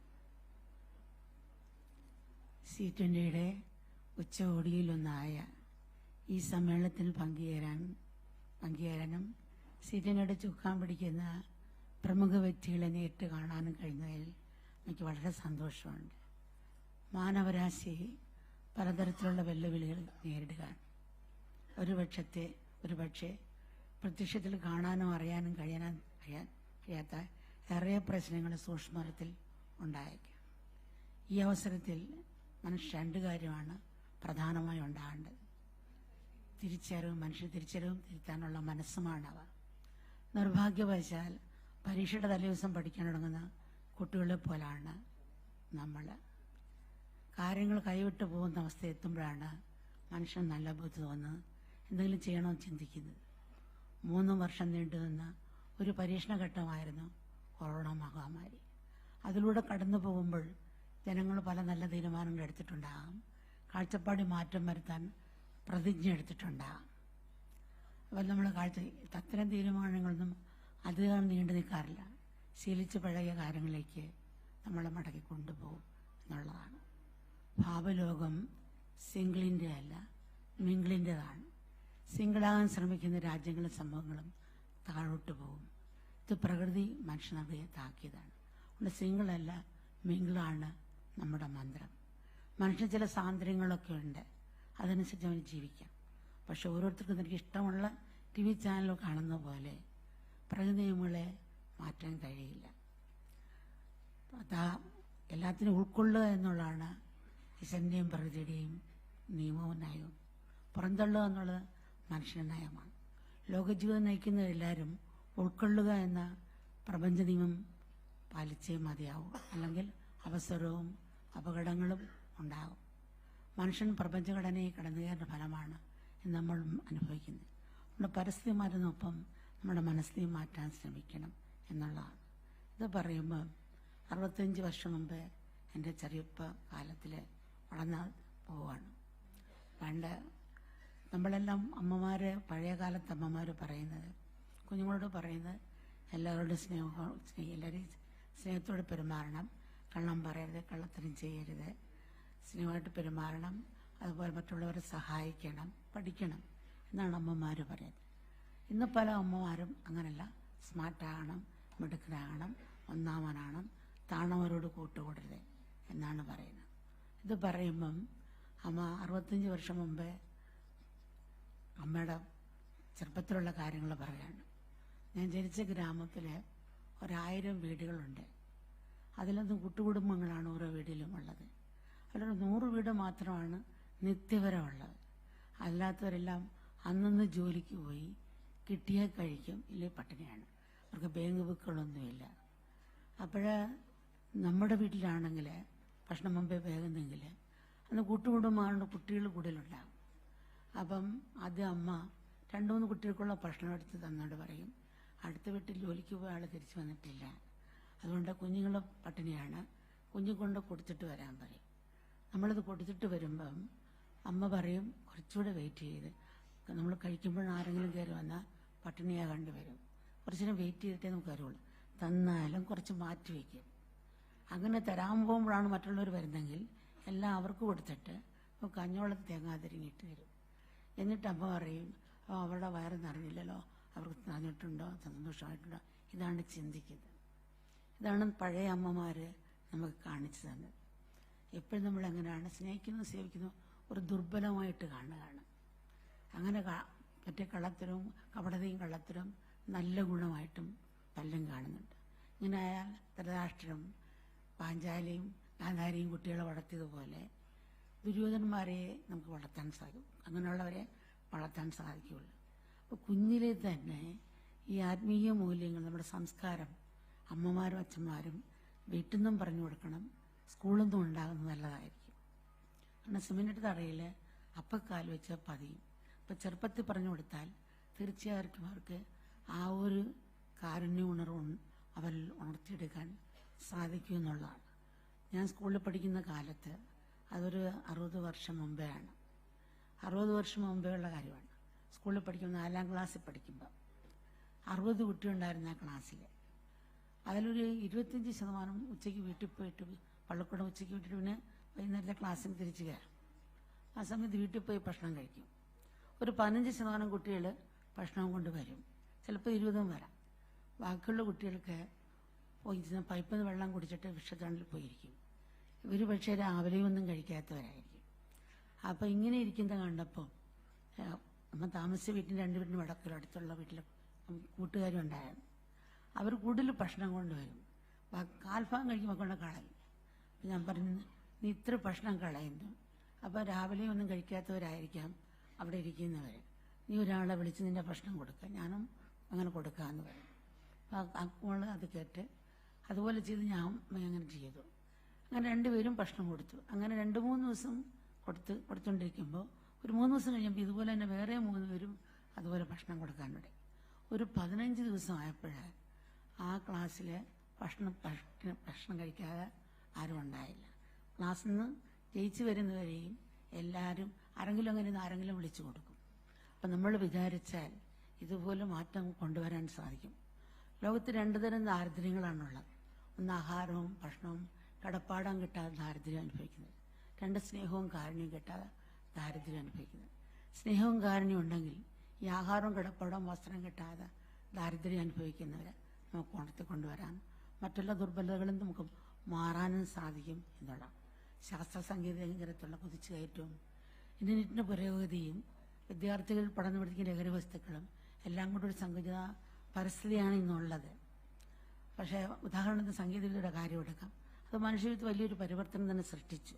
പക്ഷേ അതിൻ്റെ ദോഷവശത്തെക്കുറിച്ച് ചിന്തിക്കുമ്പോൾ ലോകത്തിൻ്റെ ഭാവിയെക്കുറിച്ച് ഭയമായിരിക്കുന്നു. മനസാക്ഷി മൂല്യബോധമില്ലാത്ത ഒരു പുത്തൻ തലമുറ ഇവിടെ വളർന്നു വരുന്നു. അതുകൊണ്ടെന്താ പല രൂപത്തിലും അക്രമങ്ങൾ പെരുകുന്നു. ഒന്ന് വഴി നടക്കാനോ, അല്ലെങ്കിൽ കടയിൽ പോയി സാധനം മേടിക്കാനോ, ഓഫീസിൽ ജോലി ചെയ്യാനോ, അല്ലെങ്കിൽ വീട്ടിൽ നിന്ന് കുഞ്ഞിന് മുലപ്പാലൂട്ടാനോ, മൂത്രമൊഴിക്കാനോ, കുളിക്കാനോ, എന്തിനും പറയുന്നത് മൂളിപ്പാട്ട് പോലും പാടാൻ നമുക്ക് ഭയക്കേണ്ട അവസ്ഥയാണ്. എന്നാൽ നമ്മൾ ആദ്യമാണ് പരിഷ്കാരം ആണെന്ന് അഭിമാനിക്കുകയും ചെയ്യുന്നു. പണ്ട് ശത്രുവിനെ മിത്രനെ തിരിച്ചറിയാൻ എളുപ്പമായിരുന്നു. ഇപ്പോൾ ശത്രുവാരാ മിത്രമാരാ എന്ന് പറയാനാത്ത അവസ്ഥയാണ്. മിത്രം എപ്പോൾ ശത്രുവാകും, ശത്രു എപ്പോഴേത് രൂപത്തിൽ നമ്മൾ ആക്രമിക്കുന്ന അറിയില്ല. ഇത് പറയുമ്പോൾ ഒരു കഥ ഓർക്കുകയാണ്. ഒരു ഗ്രാമത്തിൽ ഒരു ചട്ടമ്പി ഉണ്ടായിരുന്നു. അയാൾ സന്ധ്യയ്ക്ക് ശേഷം ഒരു കവലയിൽ പോയിരിക്കും. ആര് പോയാലും പെണ്ണുങ്ങൾ പോലും അവരെയും ശല്യം ചെയ്യും, ആണുങ്ങളെയും ഉപദ്രവിക്കും, പിടിച്ചു പറിക്കും. അപ്പോൾ സാധാരണ ആൾക്കാർ ആ വഴിയെ പോകില്ല, വേറെ വഴിയെ പോയി സാധനം വാങ്ങിക്കൊണ്ട് വരും. അപ്പോൾ ഒരിക്കലും പെട്ടെന്നൊരു ഞെട്ടിക്കുന്നൊരു വാർത്ത കേട്ട് ഇദ്ദേഹം മരിച്ചു എന്നുള്ളത്. അപ്പോൾ ആദ്യം ജീവിച്ചിരിക്കുമ്പോൾ സ്ത്രീകളാണ് സന്ധ്യയ്ക്ക് ശേഷം പുറത്തിറങ്ങുന്നത്. ഇപ്പോൾ ആണുങ്ങളും പുറത്തിറങ്ങുന്നില്ല. അങ്ങനെ അപ്പോൾ ഒരു പത്രക്കാരൻ വന്ന് ചോദിച്ചു, അപ്പോൾ ആരും സന്ധ്യയ്ക്ക് ശേഷം പുറത്തിറങ്ങി കാണുന്നില്ല, എന്താ? അപ്പോൾ ഇവർ മറുപടി പറഞ്ഞ് ഇങ്ങനെയാണ്, പണ്ടൊക്കെ ഈ ചട്ടമ്പി ഏത് കവലയിലിരിക്കും ഞങ്ങൾക്കറിയാം, അതുകൊണ്ട് ഞങ്ങൾ ആ വഴിയെ പാതെ വേറെ വഴിയെ പോയി സാധനം വാങ്ങിക്കും. ഇപ്പം അദ്ദേഹത്തിന് പ്രേതമാണ് ഞങ്ങളെ ആക്രമിക്കുന്നത്. പ്രേതത്തിന് പ്രത്യേകിച്ച് രൂപമില്ലല്ലോ, എപ്പോഴെങ്ങനെ എവിടെ വെച്ച് ഏത് രൂപത്തിൽ ആക്രമിക്കുമെന്ന് പറയാൻ പറ്റത്തില്ലല്ലോ. മാത്രമല്ല ഇപ്പം മരിച്ച സൂക്ഷ്മരൂപിയായി, സൂക്ഷ്മരൂപിക്ക് ശക്തിയും കൂടുതലാണല്ലോ. അതുപോലെ പുതിയ കണ്ടുപിടുത്തും പരിഷ്കാരങ്ങൾക്കൊക്കെ ഇതുപോലെയുള്ള ദോഷവശങ്ങളുണ്ട്. പ്രത്യക്ഷത്തിൽ കാണാനും അറിയാനും കഴിയുന്ന പ്രശ്നങ്ങൾ സ്ഥൂലത്തിൽ നിന്ന് സൂക്ഷ്മത്തിലേക്ക് പോയി ഒന്നുകൂടി ശക്തമായി. സാങ്കേതികവിദ്യയുടെ പ്രയോജനം വളരെ വലുതാണ്. മനുഷ്യന്റെ ജീവിത സൗകര്യം വർദ്ധിച്ചു. ഒപ്പം സാങ്കേതികവിദ്യയുടെ ദുരുപയോഗം വർദ്ധിച്ചു എന്നുള്ളതാണ്. നമ്മളെ ദുരുപയോഗം വർദ്ധിച്ചു വരികയാണ്. അപ്പോൾ പുതിയ കണ്ടുപിടുത്തങ്ങൾ പുതിയ കണ്ടുപിടുത്തം ജനങ്ങൾ എത്തിക്കുന്നുണ്ട്. അതിൻ്റെ ദോഷവശത്തെക്കുറിച്ച് ആഴത്തിൽ പഠിക്കണം. അത് പുതുമ പഴമയെ ചവിട്ടി മതിക്കരുത്. രോഗമൊന്നും ചികിത്സിക്കുന്നത് നല്ലതാണ്, വരാതെ സൂക്ഷിക്കുന്ന മുത്തശ്ശികൾ പറയാറുണ്ട്. പുതിയ കണ്ടുപിടുത്തങ്ങൾ, പുതിയ പ്രശ്നങ്ങൾ നമുക്ക് സൃഷ്ടിക്കും. അത്തരം പ്രശ്നങ്ങൾ സമൂഹത്തിന് നിരന്തര തലവേദനയാകുന്ന മുമ്പേ അതിൻ്റെ പ്രതിവിധി കണ്ടെത്തണം. അപകട സാധ്യതയെക്കുറിച്ച് ജനങ്ങളിൽ മനസ്സിലാക്കി കൊടുക്കണമെന്നുള്ളതാണ്. ആ രീതി നമ്മൾ കൊണ്ടുപോവാണ്. അപ്പോൾ നമുക്ക് ലോകത്തിൽ നല്ലതും ചീത്തയായ അനുഭവങ്ങളുണ്ടാകാം. ഇത് രണ്ടും ആത്മപരിശോധനയ്ക്കാനുള്ള അവസരമാക്കി നമ്മൾ എടുക്കണം. പറയുമ്പം നാനാത്വം സാധാരണ എങ്ങനെ എന്ന് വെച്ചാൽ പല രൂപത്തിലും ഭാവത്തിലുമുള്ള പുഷ്പങ്ങൾ കൊണ്ട്, ആകൃതിയിലുള്ള പുഷ്പങ്ങൾ ഒന്നിച്ച് ചേർത്തൊരു പൂമാല പോലാണ് ലോകജനത. അപ്പോൾ നാനാത്വം വൈരുദ്ധ്യവും അതിൻ്റെ സൗന്ദര്യവും സൗരഭ്യമാണ്. വീട് ആരോഗ്യപരമായുള്ള മനുഷ്യ സംസ്കാരത്തിന് ആവശ്യമാണ്. ഏതെങ്കിലും ഒരു രാജ്യത്തിനോ വംശത്തിനോ മതത്തിനോ മാത്രമായി ഈ ലോകത്ത് നിലനിൽക്കാൻ സാധിക്കില്ല. ഈ ഭൂമി എല്ലാവർക്കും വേണ്ടിയുള്ളതാണ്. ഇത് പറയുമ്പോൾ നമ്മുടെ പ്രധാനമന്ത്രി നരേന്ദ്രമോദി ധാരാളം പ്രോജക്റ്റുകൾ കൊണ്ടുവന്നിട്ടുണ്ട്. ധാരാളം എണ്ണിയാൽ ഒടുങ്ങാത്ത രീതിയിൽ പ്രോജക്റ്റുകൾ കൊണ്ടുവന്നിട്ടുണ്ട്. എന്നാലും ഒരു അവയർനെസ് വരുത്താൻ വേണ്ടി നമ്മൾ പറയുകയാണ്. നമ്മുടെ ഗ്രാമങ്ങൾ ദത്തെടുത്തല്ലോ. അപ്പോൾ ചില ഗ്രാമത്തിൽ ചെല്ലുമ്പോൾ അവർ ഗോതമ്പ് കൃഷി ചെയ്ത് ജീവിക്കുന്നവരാണ്. അവർ ആ ഗോതമ്പ് മാത്രമേ കഴിക്കുകയുള്ളൂ. ഇത് കാരണം അവർക്ക് ഇമ്മ്യൂണിറ്റി കുറഞ്ഞിട്ട് പല അസുഖങ്ങളുണ്ടായി. ആ അസുഖങ്ങളായിട്ട് ഇരിക്കുകയാണ്. സത്യത്തിൽ ഇവർക്ക് അധികപ്പറ്റ് ഗോതമ്പുണ്ട്. അതിൽ നിന്ന് കുറച്ച് വിറ്റ പച്ചക്കറി മേടിച്ച് കഴിച്ചാൽ ഇവർക്ക് ഇമ്മ്യൂണിറ്റി ഉണ്ടാകും. പക്ഷെ ഇതിനെപ്പറ്റി അവർ ചിന്തിക്കുന്നുമില്ല, അറിവുമില്ല. അവർക്ക് അങ്ങനെ തന്നെ രോഗമായിട്ട് പോകുന്ന കണ്ട്. ചില ഗ്രാമത്തിൽ കാലാവസ്ഥ മാറിയവർക്ക് അറിയുന്നില്ല. പഴയതുപോലെ കൃഷി ചെയ്യുന്നു, പക്ഷെ കിട്ടിയില്ലേ പട്ടിണി കിടക്കും. ഇവർ പുറത്തൊരു ജോലിക്ക് പോകത്തതുമില്ല, മറ്റു ജോലിക്ക് അങ്ങനെ പട്ടിണി കിടക്കും. ലാഭം കൂടുതലുണ്ടെങ്കിൽ വിൽക്കത്തതുമില്ല, കിട്ടിയില്ലേ പട്ടിണിയും കിടക്കുന്നതാണ് കണ്ടിരിക്കുന്നത്. വേറെ ഗ്രാമത്തിൽ ചെന്നപ്പോൾ അവരെന്ത് ചെയ്തു, ഇത് കിട്ടാത്തതുകൊണ്ട് കഞ്ചാവ് കൃഷി തുടങ്ങി. അപ്പം നമ്മൾ ചെന്ന് കണ്ടപ്പോൾ എന്താ ഇത് മറ്റൊന്നും കിട്ടിയില്ല, ഇതാണ് 5 ലക്ഷം കിട്ടും, നമുക്ക് വിറ്റാല 5 ലക്ഷം, അതുകൊണ്ടാണ് ചെയ്തത്. അപ്പോൾ ഇവരും നശിക്കുന്നു, മറ്റുള്ളവരെ നശിപ്പിക്കുന്നു. എന്താണ്? മഴ സംഭരണി ഇല്ലാത്തതുകൊണ്ടാണ്. സത്യത്തിൽ ഈ പ്രോജക്റ്റ് ഉണ്ട്, ഗവൺമെൻറ് പ്രധാനമന്ത്രി വെച്ചിട്ടുണ്ട്. പക്ഷെ അവർക്ക് അറിയില്ല, അറിഞ്ഞാലോട്ട് സഹായിക്കാൻ ആളുമില്ല. അവർ അറിയത്തുകൊണ്ടാണ്. അപ്പോൾ നമ്മൾ മഴ സംഭരണി ഉണ്ടാക്കി കൊടുത്തപ്പോൾ അവരുടെ കൃഷി മുന്നോട്ട് പോകാൻ അവർക്ക് സാധിച്ചു. പിന്നെ തെറ്റുന്നവരും മാറിയിട്ടുണ്ട്. ചില ഗ്രാമത്തിൽ അഴുക്ക് വെള്ളമാണ് അവർ കുടിക്കുന്നത്. അത് കാരണം അവർക്ക് പല അസുഖങ്ങളുണ്ടായി. അപ്പം നമ്മൾ ഇതുപോലെ തന്നെ ജീവാമൃതം എന്നൊരു പ്രൊജക്റ്റ് യൂണിവേഴ്സിറ്റി ഉണ്ടാക്കി നമ്മൾ ആശ്രമത്തിൽ വെച്ച് ആ ജലമാണ് എല്ലാവർക്കും കൊടുക്കുന്നത്. ഒരിക്കൽ ചിക്കൻ ഗുനിയ എന്ന അസുഖം മൊത്തം ഗ്രാമത്തിൽ പലർക്കും 90% പേർക്കും ഉണ്ടായി. അപ്പം നമുക്ക് ആർക്കും ആശ്രമവാസിയൊക്കെ ഉണ്ടായില്ല. അപ്പോൾ അമ്മയ്ക്കൊരു ഐഡിയ ചെയ്ത് ഈ ജീവാമൃതം പലയിടത്തും നമുക്ക് കൊണ്ടുവച്ച് കൊടുക്കാം. അങ്ങനെ അവിടങ്ങളിലെല്ലാം വയ്ക്കാൻ തുടങ്ങി. കേരളത്തിൽ ആ ഗ്രാമങ്ങളിലും മറ്റുള്ള ഗ്രാമങ്ങളും പിന്നെ ദത്തെടുത്ത ഗ്രാമങ്ങളിലും വെച്ച് കൊടുത്തു. അപ്പോൾ അതിനുശേഷം അവർക്ക് ആ രോഗത്തിന് ഈ ശുദ്ധവെള്ളം കുടിച്ച് പോയി. ചില ഗ്രാമത്തിൽ രാവിലെ ഒരു വെള്ളത്തിന് പോകും, വളരെ 3-4 കിലോമീറ്റർ താണ്ടി പോകും, വൈകിട്ടായിരിക്കും ഒരു കുടം വെള്ളം കൊണ്ടുവരുന്നത്. അവർക്ക് പുറത്ത് ജോലിക്ക് പോകാൻ സാധിക്കുന്നില്ല. അപ്പോൾ നമ്മൾ ബോർവെൽ താത്ത് കൊടുത്തു, അവർക്ക് വെള്ളം കിട്ടി. പക്ഷെ ധാരാളം വെള്ളം അവർ അടുത്തുള്ളവർ വേസ്റ്റാക്കി.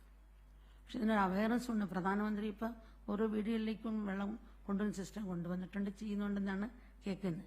പക്ഷെ അടുത്തുള്ളവർ ധാരാളം വെള്ളം വേസ്റ്റാക്കുന്നു. വെള്ളമാണല്ലോ ഇപ്പോൾ പറ്റിക്കൊണ്ടിരിക്കുന്നത്.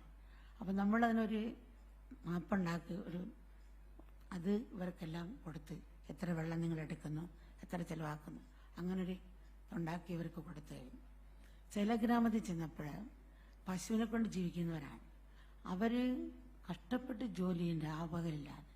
പക്ഷേ 2 നേരത്തെ ഭക്ഷണം കഴിക്കാൻ പറ്റുന്നില്ല. പകുതി വിളിക്ക് പാലെടുത്തുകൊണ്ട് പോവുക. എന്നിട്ട് ഇവരിന്നും ഇങ്ങനെ പട്ടിണിയും കിടന്ന് ഇരുട്ടമെടുപ്പം ജോലി ചെയ്യുക. സത്യത്തിൽ ഇവർക്ക് ഇപ്പോൾ ഓൺലൈനായിട്ട് വരുന്നുണ്ട്, എങ്കിലും ഇവർക്ക് അങ്ങനെ ഒരു മനസ്സ് ചെയ്യാനോ ആര് വരുന്ന അങ്ങനെ കൊടുത്ത് കിട്ടുന്ന ഇവിടെ ചേച്ചി കിടക്കും. പിന്നെ നമ്മളങ്ങനെ സപ്പോർട്ട് ചെയ്ത് ഓൺലൈൻ അങ്ങനെ ആയിട്ട് കൊണ്ടുപോകാനും. അപ്പോൾ പിന്നെ ഇപ്പം അതിനുശേഷം അവർ നല്ല വീടും വെച്ച് ഭംഗിയായിട്ട് പോകുന്നുണ്ട്.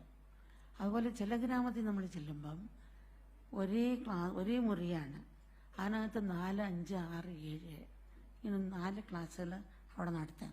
ടീച്ചർ ഒന്നാണ്, അവർക്ക് അത്ര വിദ്യാഭ്യാസമില്ല. പക്ഷേ ഒരു പീരീഡ് തെക്കോട്ടും വടക്കോട്ടും കിഴക്കോട്ടും നോക്കി ഓരോ ഡിവിഷൻ കുട്ടികളിരിക്കുകയാണ്. ഒരു പീരീഡ് 4 എടുക്കും, ഒരു പീരീഡ് 5ാം ക്ലാസ്സിൽ, ഒരു പീരീഡ് 6ാം ക്ലാസ്സിൽ, 7ാം ക്ലാസ്സിൽ എടുക്കും. ഇവർ വലിയ ക്ലാസ്സിലേക്ക് ചെല്ലുമ്പോൾ, സ്കൂളിൽ ചെല്ലുമ്പോൾ മറ്റേ കുട്ടികളുമായിട്ട് പിടിച്ചു നിൽക്കാൻ സാധിക്കുന്നില്ല. അപ്പോൾ ഇവർക്ക് ഡിപ്രഷനായി, അത്ര അറിവില്ല, പഠിത്തത്തിൽ അത്ര ഇത് കിട്ടിയിട്ടില്ല. അതുകൊണ്ട് ഡിപ്രഷനായും പഠിത്തം നിർത്തി തിരിച്ചു വരുന്നതാണ് കണ്ടത്. അപ്പം നമ്മൾ ആശ്രമത്തിൽ തന്നെ യൂണിവേഴ്സിറ്റിയിൽ നിന്ന് ഈ ഗ്രാമങ്ങളിൽ ഓൺലൈനായിട്ട് ക്ലാസ് കൊടുത്തു. അപ്പോൾ ഇവർക്ക് പുരോഗതി വരാൻ തുടങ്ങി, വ്യത്യാസങ്ങൾ കാണാൻ തുടങ്ങി, അതുപോലെ നല്ല പോലെ വന്നു. പക്ഷേ അടുത്ത ഗ്രാമങ്ങളിൽ ഫോൺ കൊടുത്തപ്പോൾ അവർ നെറ്റ് കിട്ടുന്നില്ല. അപ്പം നമ്മൾ ഫോൺ കൊടുത്താൽ മാത്രം ഇവർക്ക് പറ്റത്തില്ല.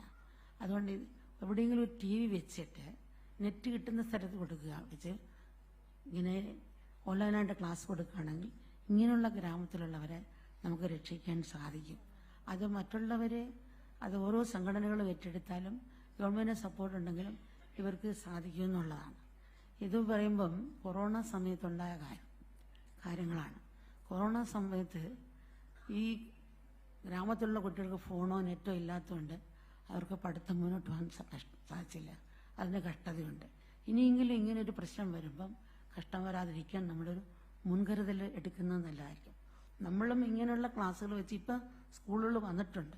33 വർഷം മുമ്പേ അട്ടപ്പാടി ഗ്രാമങ്ങളിൽ നമ്മൾ ഓരോ വീടുകളിങ്ങനെ ആ ഗ്രാമത്തിൽ കൊണ്ടുപോയി ഓരോ ചെറിയ ഓരോ മുറികൾ കെട്ടി ഇതുപോലെ തന്നെ ക്ലാസ് എടുത്തിരുന്നു. പക്ഷെ പിന്നെ ഒരു ഓഫനേജ് നമുക്ക് 400 കുട്ടികളുണ്ടായിരുന്നു. അവിടെ കുഞ്ഞുങ്ങളെ കൊണ്ടുപോയി പഠിപ്പിച്ചത് ആ ക്ലാസ്സിൽ നിന്ന് ജയിക്കുമ്പം ഇവർക്ക് അത്ര സപ്പോർട്ട് ഗവൺമെൻറ്റിൽ നിന്ന് കിട്ടിയില്ല നേരത്തെ അക്കാലത്ത്. അപ്പോൾ നമ്മൾ കേസിട്ട് ഈ കുട്ടികൾക്ക് അവരെ ആദിവാസി മക്കളാണ്, അവർക്ക് കിട്ടാനുള്ള സപ്പോർട്ട് വേണ്ട രീതി കിട്ടിയില്ല. കേസിട്ട് ജയിച്ചോ വീണ്ടും അപ്പീൽ കൊടുക്കുക ചെയ്ത്. അപ്പോൾ കുഞ്ഞുങ്ങൾ പഠിത്തം വീട്ടിൽ പോകേണ്ട സ്ഥിതി വന്നു. പിന്നെ അവർക്ക് അത്ര കഴിവില്ല. പിന്നെ ട്യൂഷൻ കൊടുത്ത് അവർ പിന്നെ എഞ്ചിനീയർ പ്രൊഫസറും ഒക്കെ ആയി. പക്ഷേ ഇവർ നമ്മൾ ആ സപ്പോർട്ട് കൊടുത്തില്ലെങ്കിൽ ഇതുപോലെ ഇങ്ങനെ ആകേണ്ടവരല്ലേ കഷ്ടത്തിൽ പോയിരിക്കുന്നത്. അക്കാലത്തെ കാര്യം അമ്മ പറയുന്നതാണ്. അപ്പോൾ അങ്ങനെ കഷ്ടത്തിൽ പോയത് അതുകൊണ്ടാണ്. അപ്പം അതുകൊണ്ട് നമ്മൾ ഇങ്ങനെ ഒരു രീതി വരാതെ അതും ശ്രദ്ധിക്കുന്നത് നല്ലതായിരിക്കുമെന്നാണ് അമ്മയ്ക്ക് തോന്നുന്നത്. അതുപോലെ നമ്മൾ രോഗം വരുന്ന സമയത്ത് ഇപ്പം അതുപോലെ ഇത് ഇപ്പോഴും നടക്കുന്ന, ഇപ്പം സ്കൂളുകൾ വന്നിട്ടുണ്ട്, ഇപ്പോഴും നടക്കുന്നത് കുറച്ച് കാണാൻ സാധിക്കുന്നത് ഇവർ മലയിൽ നിന്ന് 4 കിലോമീറ്റർ ഇറങ്ങി വന്ന് വേണം സ്കൂൾ ബസ്സിൽ കയറേണ്ടത്. ബസ്സിൽ കയറി സ്കൂളിൽ ചെല്ലണമെങ്കിൽ 1000 രൂപ വേണം ഒരാൾക്ക്. അപ്പം അതുകൊണ്ട് ഇവർക്ക് 3 പേരൊക്കെ ഉണ്ടെങ്കിൽ ഒരാളൊക്കെ സ്കൂളിൽ പോകുന്നുള്ളൂ. 10ാം ക്ലാസ് ആകുമ്പോൾ നിർത്തുകയാണ്. ഈ 1000 രൂപ വെച്ച് കൊടുക്കാനില്ല. അപ്പോൾ ഈ കുട്ടികളെ നമ്മൾ ഉദ്ധരിക്കാൻ ഏതെങ്കിലും ഒരു മാർഗം ഉണ്ടെങ്കിൽ അതിനും നമ്മൾ ശ്രമിക്കുന്നത് നല്ലതായിരിക്കും. പിന്നെ ചില സ്ഥലത്ത് ഇന്നിപ്പം കറണ്ടുണ്ട്, പക്ഷെ വോൾട്ടേജ് ഇല്ല, അതുകൊണ്ട് കുട്ടികൾ പഠിക്കാൻ പറ്റുന്നില്ല. ഇപ്പോൾ ഒരു ട്രാൻസ്ഫോമർ വെക്കണമെങ്കിൽ 1 ലക്ഷം രൂപ 1 കോടി രൂപയൊക്കെ ഉണ്ടാകും. അപ്പോൾ അത് നമ്മൾ സോളാർ വെച്ച് കൊടുത്തപ്പോൾ കുട്ടികൾക്ക് പഠിക്കാൻ പറ്റി. കറണ്ടിൽ നിന്ന് നദിയിൽ നിന്ന് കറണ്ട് എടുത്ത് സോളാർ അവർക്ക് കറണ്ട് കൊടുത്തപ്പോൾ അത് മുന്നോട്ട് വന്നു. അതുകൊണ്ട് പറയുന്ന ഗ്രാമങ്ങളെല്ലാം സോളാർ വെച്ചാൽ ഇത്രയും വേണ്ടി വരികയില്ല, ട്രാൻസ്ഫോമറിൻ്റെ അത്ര പണം വേണ്ടി വരികയില്ല എന്നാണ് അമ്മയ്ക്ക് തോന്നുന്നത്. പിന്നെ ചില ഗ്രാമത്തിൽ ഇപ്പോഴും ശരിക്കും തന്നെ കുട്ടികൾ മരിക്കുന്നുമുണ്ട്. വൈറ്റമിൻ അങ്ങനെയുള്ള ഗുളികളൊക്കെ കൊടുക്കുന്നുണ്ട് ഗർഭിണിയാകുമ്പോൾ. പക്ഷെ അതുകൊണ്ട് ഫലമില്ല. കാരണം ഒരു വൃക്ഷങ്ങൾ പൂക്കുന്ന സമയത്ത് മാവോ മറ്റുള്ള പൂക്കുമ്പോൾ കൊണ്ട് വളം ഇട്ടാൽ അത് കായാകണമെന്നില്ല, കായ നിലനിൽക്കണമെന്നില്ല, കൊഴിഞ്ഞു വീഴാം. 500 ഗ്രാമുള്ള 200 ഗ്രാമാണ്. അപ്പം ആ സമയത്തല്ല വേണ്ടത്. ആ സമയത്തല്ലാതെ നമ്മൾ അല്ലാതെ തന്നെ കൊണ്ടുവരണം. അപ്പോൾ ഈ ഗ്രാമങ്ങളെല്ലാം പഞ്ചായത്ത് മുതൽ ഇങ്ങനെയുള്ള ഗ്രാമങ്ങളെല്ലാം ഇലക്കറികൾ കഴിക്കാനും അങ്ങനെയുള്ള കാര്യങ്ങൾക്ക് ആയുർവേദ ഓർഗാനിക് വൃക്ഷങ്ങൾ നടാനും നമ്മൾ സാഹചര്യം കൊടുത്താൽ അവർക്ക് അതുകൊണ്ട് തന്നെ ഓർഗാനിക് കൊണ്ട് കിട്ടും, പൈസ കിട്ടും. ഇവർക്ക് ഇമ്മ്യൂണിറ്റിയുള്ള ഇലകൾ ചെറുപ്പത്തിൽ കഴിക്കാം. ഞങ്ങളുടെയൊക്കെ 65 വർഷം മുമ്പെയൊക്കെ പ്രസവിച്ച അമ്മ ഓരോ ആഴ്ചയും ഇങ്ങനെയുള്ള ആയുർവേദ പച്ചമരുന്നുകൊണ്ട് പലഹാരങ്ങൾ ഉണ്ടാക്കി തരാറുണ്ട്. അപ്പോൾ ഇവരിൽ ഈ ഗ്രാമങ്ങളിലൊക്കെ ഇവർ അവയർനെസ് കൊടുക്കുകയാണെങ്കിൽ തീർച്ചയായിട്ടും അവർക്ക് ആരോഗ്യമുള്ളൊരു ശരീരവും, പിന്നെ മറ്റു പറയേണ്ട കാര്യമില്ല, ആരോഗ്യമുള്ളൊരു ശരീരം ഉണ്ടാകും.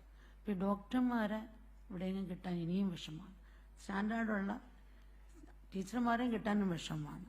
എന്നാലും കുറച്ച് സമയം എടുക്കും, എന്നാലും ഇമ്പ്രൂവായി വരുന്നുണ്ട്.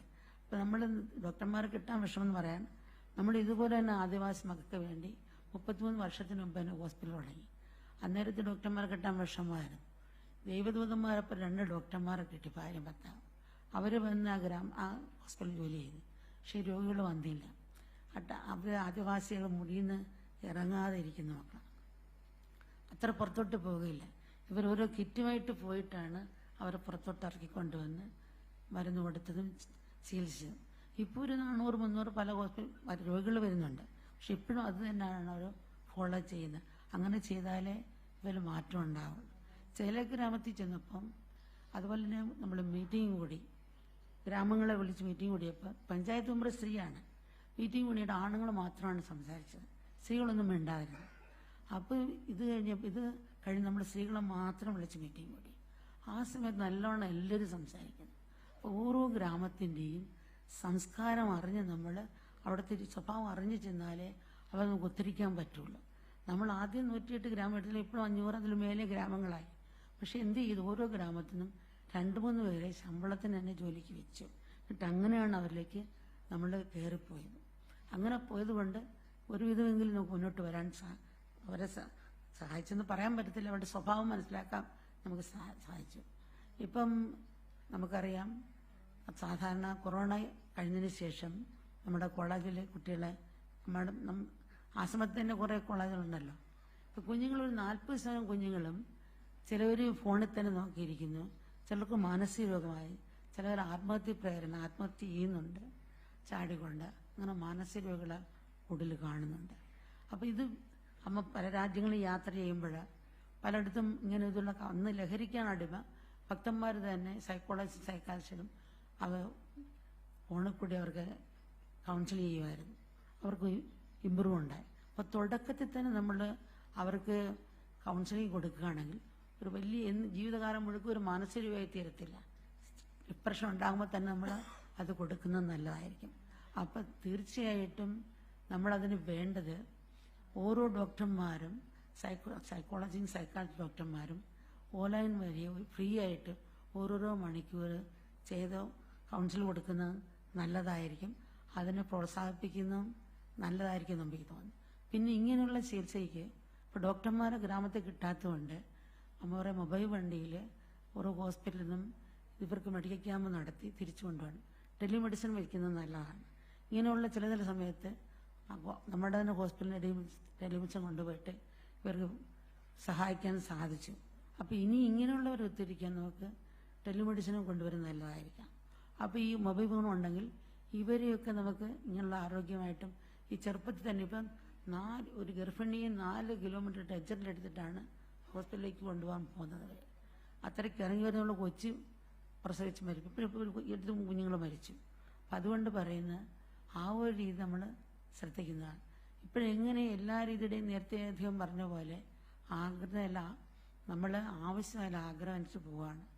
നമുക്കറിയാം, നമുക്ക് വീട്ടിൽ നിന്ന് ഒരു ദിവസം പോലും പശുവില്ലാതിട്ടില്ല എൻ്റെ ഓർമ്മയിൽ. അന്നത്തെ പശുക്കളിൽ നമുക്ക് കയ്യിലോ വല്ല ഒരു മുറിവുണ്ടായാൽ ചാണകം വെച്ചാണ് മുറിവ് പറപ്പിക്കുന്നത്. ഇന്നത്തെ പശുവിനെ ചാണകം വെച്ചാൽ സെപ്റ്റിക്കാണ്. അന്ന് ഔഷധം, ഇന്ന് പോയിസമായി. അന്ന് കൊടുക്കുന്ന എന്തെന്ന് വെച്ചാൽ എള്ളിൻ്റെ എണ്ണ എടുത്തിട്ട് പിണ്ണാക്ക് കൊടുക്കും, കപ്പലിൻ്റെ എണ്ണ എടുത്തിട്ട് പിണ്ണാക്ക് കൊടുക്കും, അതുപോലെ തേങ്ങയുടെ എണ്ണ എടുത്തിട്ട് പിണ്ണാക്ക് കൊടുക്കും. വിഷവെള്ളം ചേർക്കാത്ത കച്ചിയാണ് ആ കാലത്ത് കൊടുക്കുന്നത്. അതുകൊണ്ട് അതിൻ്റെ എല്ലാ ഔഷധവും, പാലും നെയ്യും എല്ലാം ഒരു ഔഷധ ഗുണമുള്ളതായിത്തീർന്നു. ഇന്ന് നമ്മൾ പട്ടിണിമരണം മാറ്റാൻ വേണ്ടിയാണ് റിസർച്ചും സയൻസും വന്നതുമൊക്കെ. പക്ഷേ 5% ചേർക്കേണ്ടതിന് 25% വിഷവെള്ളം ചേർക്കുന്നത്. ഇപ്പോൾ കഴിക്കുന്ന പശു ഇങ്ങനെയുള്ള കെമിക്കലുള്ള ആഹാരങ്ങളും അതുപോലെ വിഷവെള്ളം ചേർത്ത കച്ചിയും കഴിക്കുന്നതുകൊണ്ടാണ് ആ ചാണം വയ്ക്കുമ്പോൾ സെപ്റ്റിക് ആകുന്ന ആളും മരിച്ചു പോകും. അന്ന് ഔഷധമായത് ഇന്ന് പോയിസൺ. അത്രയും പ്രകൃതി മലിനമായി കൊണ്ടിരിക്കുകയാണ്. അപ്പം അതുകൊണ്ടൊരു അവയർനെസ്, നമ്മളിപ്പോൾ ഷുഗറിന് മരുന്ന് കൊടുത്താലും അവർ വീണ്ടും പഞ്ചസാര കഴിക്കുകയാണെങ്കിൽ അസുഖം കൂടും. അപ്പം ഒരു അവയർനെസ്സാണ് നമ്മൾ കൊടുക്കേണ്ടത്. അവർക്ക് എങ്ങനെ ഒരു പദ്ധതി പോകണം എന്നുള്ളൊരു അവയർനെസ്സാണ്.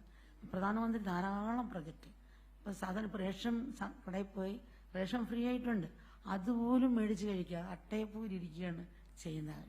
അപ്പം അവരൊന്ന് ഒത്തിരിക്കുക, ഉണർത്തി. അതാണ് താഴെ നിന്ന് പെട്ടെന്ന് വരണമെന്ന് പറയുന്നത്, അതാണ് കാരണം. അപ്പം അടിയന്തരമായി ഉണ്ടാകേണ്ടത് ഉൾക്കാഴ്ചയുള്ള നല്ല മാർഗദർശികളാണ്. യുദ്ധത്തിൻ്റെ ഭാഷ സംസാരിക്കുന്നവരല്ല, അവരെയല്ല. സമാധാനത്തിന് പ്രവാചകരാണ് നമുക്ക് ആവശ്യം. വിയോജിപ്പിക്കുകയും വിഘടിപ്പിക്കുകയും അല്ല, യോജിപ്പിക്കുകയും ഒന്നിപ്പിക്കുകയാണ് വേണ്ടത്. ബുദ്ധി കത്രിക പോലാണ്, ഹൃദയം സൂചി പോലാണ്. കത്രിക കൊണ്ട് വെട്ടി സൂചി കൊണ്ട് തച്ചാലേ ധരിക്കാൻ സാധിക്കുള്ളൂ. ബുദ്ധിയുടെ സ്ഥാനത്ത് ബുദ്ധി, ഹൃദയത്തിൻ്റെ സ്ഥാനത്ത് ഹൃദയം. അപ്പോൾ ഹൃദയം ഒരു പാറച്ചോട്ട് പോലാണ്, അത് തുറന്നില്ലെങ്കിൽ നമുക്ക് തന്നെയാണ് അപകടം. അപ്പോൾ എല്ലാ ഭേദങ്ങളെയും ഒന്നിച്ചു ചേർക്കുന്ന ഒരു ഹൃദയവിശാലത നമുക്ക് ഉണ്ടാകട്ടെ എന്ന് അമ്മ തന്നെ പ്രാർത്ഥിക്കുകയാണ്. പിന്നെ ആധ്യാത്മിക നാടാണ് ഭാരതം. ഋഷിയുടെ തപസ്സിൻ്റെയും ത്യാഗത്തിൻ്റെയും വിശുദ്ധർശൻ്റെയും സ്പന്ദനം ഈ അന്തരീക്ഷത്തിൽ എപ്പോഴും തങ്ങി നിൽപ്പുണ്ട്. സകല ചരാചരങ്ങൾ കുടികൊള്ളുന്ന ആത്മീയതിനൊന്നാണ്. ആ പരമസത്യം ഞാൻ തന്നെ സാക്ഷാത്കരിച്ച ഋഷികൾ സകല ജീവരാശികൾക്ക് വേണ്ടി പ്രാർത്ഥിച്ചു. സർവേ ഭവന്ത സുഖര, സർവേ സന്ത നിരാമായ, സർവേ ഭദ്രാണ് വസന്ത മാർക്കിച്ചു ദുഃഖപർവതേ. സകലം സുഖമായിരിക്കട്ടെ, സകലം ആരോഗ്യമായിരിക്കട്ടെ, ആരും എവിടെയും നന്മ മാത്രം ദർശിക്കട്ടെ, ആരും തന്നെ ദുഃഖിക്കാതിരിക്കട്ടെ എന്നാണ്.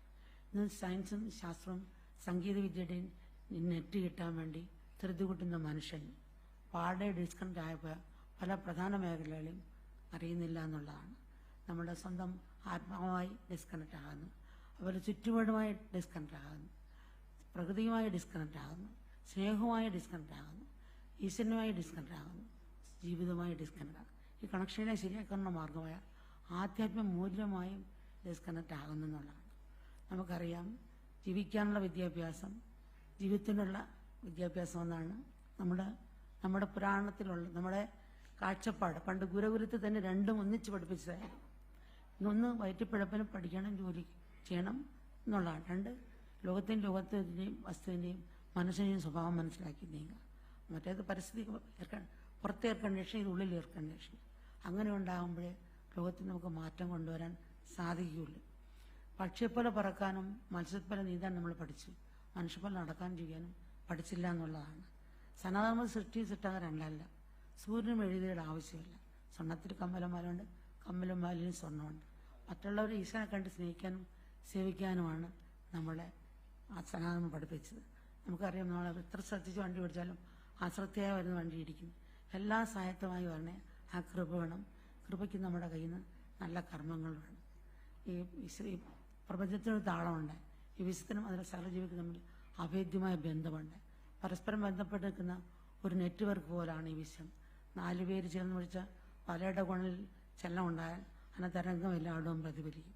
അതുപോലെ നമ്മൾ അറിഞ്ഞോ അറിയാതെയോ ഒറ്റയായ കൂട്ടമായ ചെയ്യുന്ന എല്ലാ കർമ്മങ്ങളും ഈ വിശ്വമാകുന്ന പലയുടെ കോണിൽ പ്രതിഫലിക്കുന്നുണ്ട്. അവരുമാറി നമ്മളെ മാറിയാലും നടക്കില്ല. അവർ മാറിയാലും നമ്മൾ മാറിയാലും ഈ മാറ്റം കൊണ്ടുവരാൻ സാധിക്കും.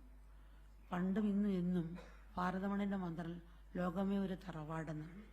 ഈ സത്യം മാതൃകാപരമായി ലോകത്തിന് കാട്ടിക്കൊടുക്കാൻ കിട്ടിയ മഹത്തായ അവസരമാണ് G20യുടെ നേതൃത്വ സ്ഥാനം. അപ്പം പ്രധാനമന്ത്രി ശ്രീ നരേന്ദ്രമോദിയും അതിൻ്റെ നേതൃത്വത്തിലുള്ള സർക്കാരും ഏറ്റെടുത്ത സംരംഭം ലോക ജനതയെ മാറി ചിന്തിക്കാനുള്ള ഒരു ഒന്നായി തീരട്ടെ എന്നാണ്. അതുപോലെ പരിവർത്തനത്തിന് പുതിയൊരു ദീപനാളം നമുക്കിവിടെ തെളിയിക്കാം. അതിലുള്ള ലോകമെമ്പാടുമുള്ള എണ്ണമറ്റ പ്രകാശനാളങ്ങൾ ജാജ്വല്യമാകട്ടെ. G20 എന്ന ഈ മഹായജ്ഞത്തിൻ്റെ ശംഖനാദം ലോകമെമ്പാടും സ്പന്ദിക്കട്ടെ. അടഞ്ഞ മാനവ ഹൃദയങ്ങളെ അത് മലർക്കെ തുറക്കട്ടെ. മാനവഹൃദയം അത് മലർക്കെ തുറക്കട്ടെ. അതുപോലെ തന്നെ മലർക്കെ തുറക്കട്ടെ. ഈ പ്രകാശം ലോകമെമ്പാടും പറക്കട്ടെ. നമ്മൾ 3 ഘടകമാണ് വേണമെന്ന് പറയും ജീവിതത്തിൽ: കാലം, പ്രയത്നം, ഈശ്വരകൃപ. 3 ഉണ്ടെങ്കിൽ നമുക്ക് ഏത് കർമ്മം മധുരമാക്കാൻ പറ്റുള്ളൂ. നമ്മൾ ഒരു സമയത്ത് എവിടെയെങ്കിലും ഒരു ലേലത്തിന് പോകണമെങ്കിൽ നമ്മൾ രാവിലെ ഇറങ്ങും, എന്നിട്ട് വണ്ടി പോകും, വണ്ടി വെച്ച് ബ്രേക്ക് ഡൗൺ ആകാം. ഒരു പ്ലെയിൻ സ്റ്റേഷൻ എത്തിയാലും അവിടുത്തെ കാലാവസ്ഥയിൽ എഞ്ചിൻ കേടാന്ന് പറയും, നമുക്കവിടെ എത്താൻ സാധിക്കില്ല. അപ്പോൾ 3 കാലം, പ്രയത്നമുണ്ട്, കൃപയുണ്ടെങ്കിൽ ആ കർമ്മം പൂർത്തീകരിക്കാൻ സാധിക്കും. കൃപയ്ക്ക് നമ്മുടെ ഭാഗത്ത് നിന്ന് നല്ല പ്രയത്നം വേണം. ആ കൃപ എല്ലാവരും ഈ ഒരു നല്ല മനസ്സുണ്ടായി. അമ്മ ചെറിയ കാര്യങ്ങൾ സൂചിപ്പിച്ച് എല്ലാവർക്കും അറിയുന്ന കാര്യമാണ്, എന്നാലും വിളിച്ചുകൊണ്ട് അമ്മ കുറച്ച് കാര്യം പറയാൻ സാധിക്കും. ആ ഒരു നല്ല മനസ്സ് നമുക്കെല്ലാം കിട്ടട്ടെ.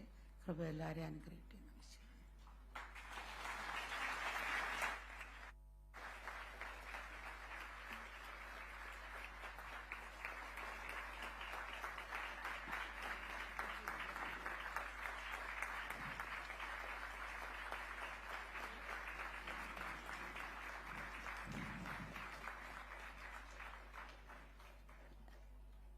Namaskar and thank you so much, Her Holiness. There are a few announcements again. Forms for the excursions to be submitted to the help desk as soon as this function is over. If they're not submitted, if the choice is not written, then you may have to forfeit the excursion. After the high tea, buses shall be ready to ply all of you to the sound and light show at Futala Lake.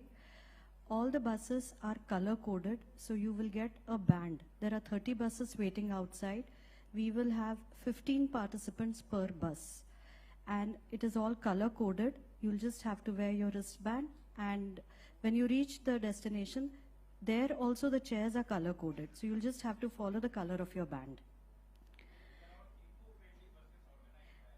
Wonderful. That's another wonderful. Eco-friendly buses that have been organized by the administration. Thank you so much. There are also stalls that have been put up outside the high tea area. We request everyone to please visit them. The esteemed guests will be visiting them first. Now, to conclude the function, I call upon Swadesh Singh ji, Dr. Swadesh Singh, Su Sherpa of C-20 2023, to propose the vote of thanks. Thank you. So, message ended with Loka Samasta Sukhina Bhavantu. And the thunderous applause also said the story that we are very much enchanted with the idea proposed by our Pujaniya Mata Amritanandamayi ji, who is chair of Civil 20 India and chair of this inaugural function. So I thank you, Mata Amritanandamayi ji, for gracing the occasion as chair of the session and chair of Civil 20 India. In Indonesia, message was history starts with society, and since last 4 months we are working with this idea of you are the light. The individual, the society is light for itself, for himself, for herself. We have to work for our own, and we are our own strength. With this idea, we are working since last 4 months, and that idea is being culminated here with the Inception Summit.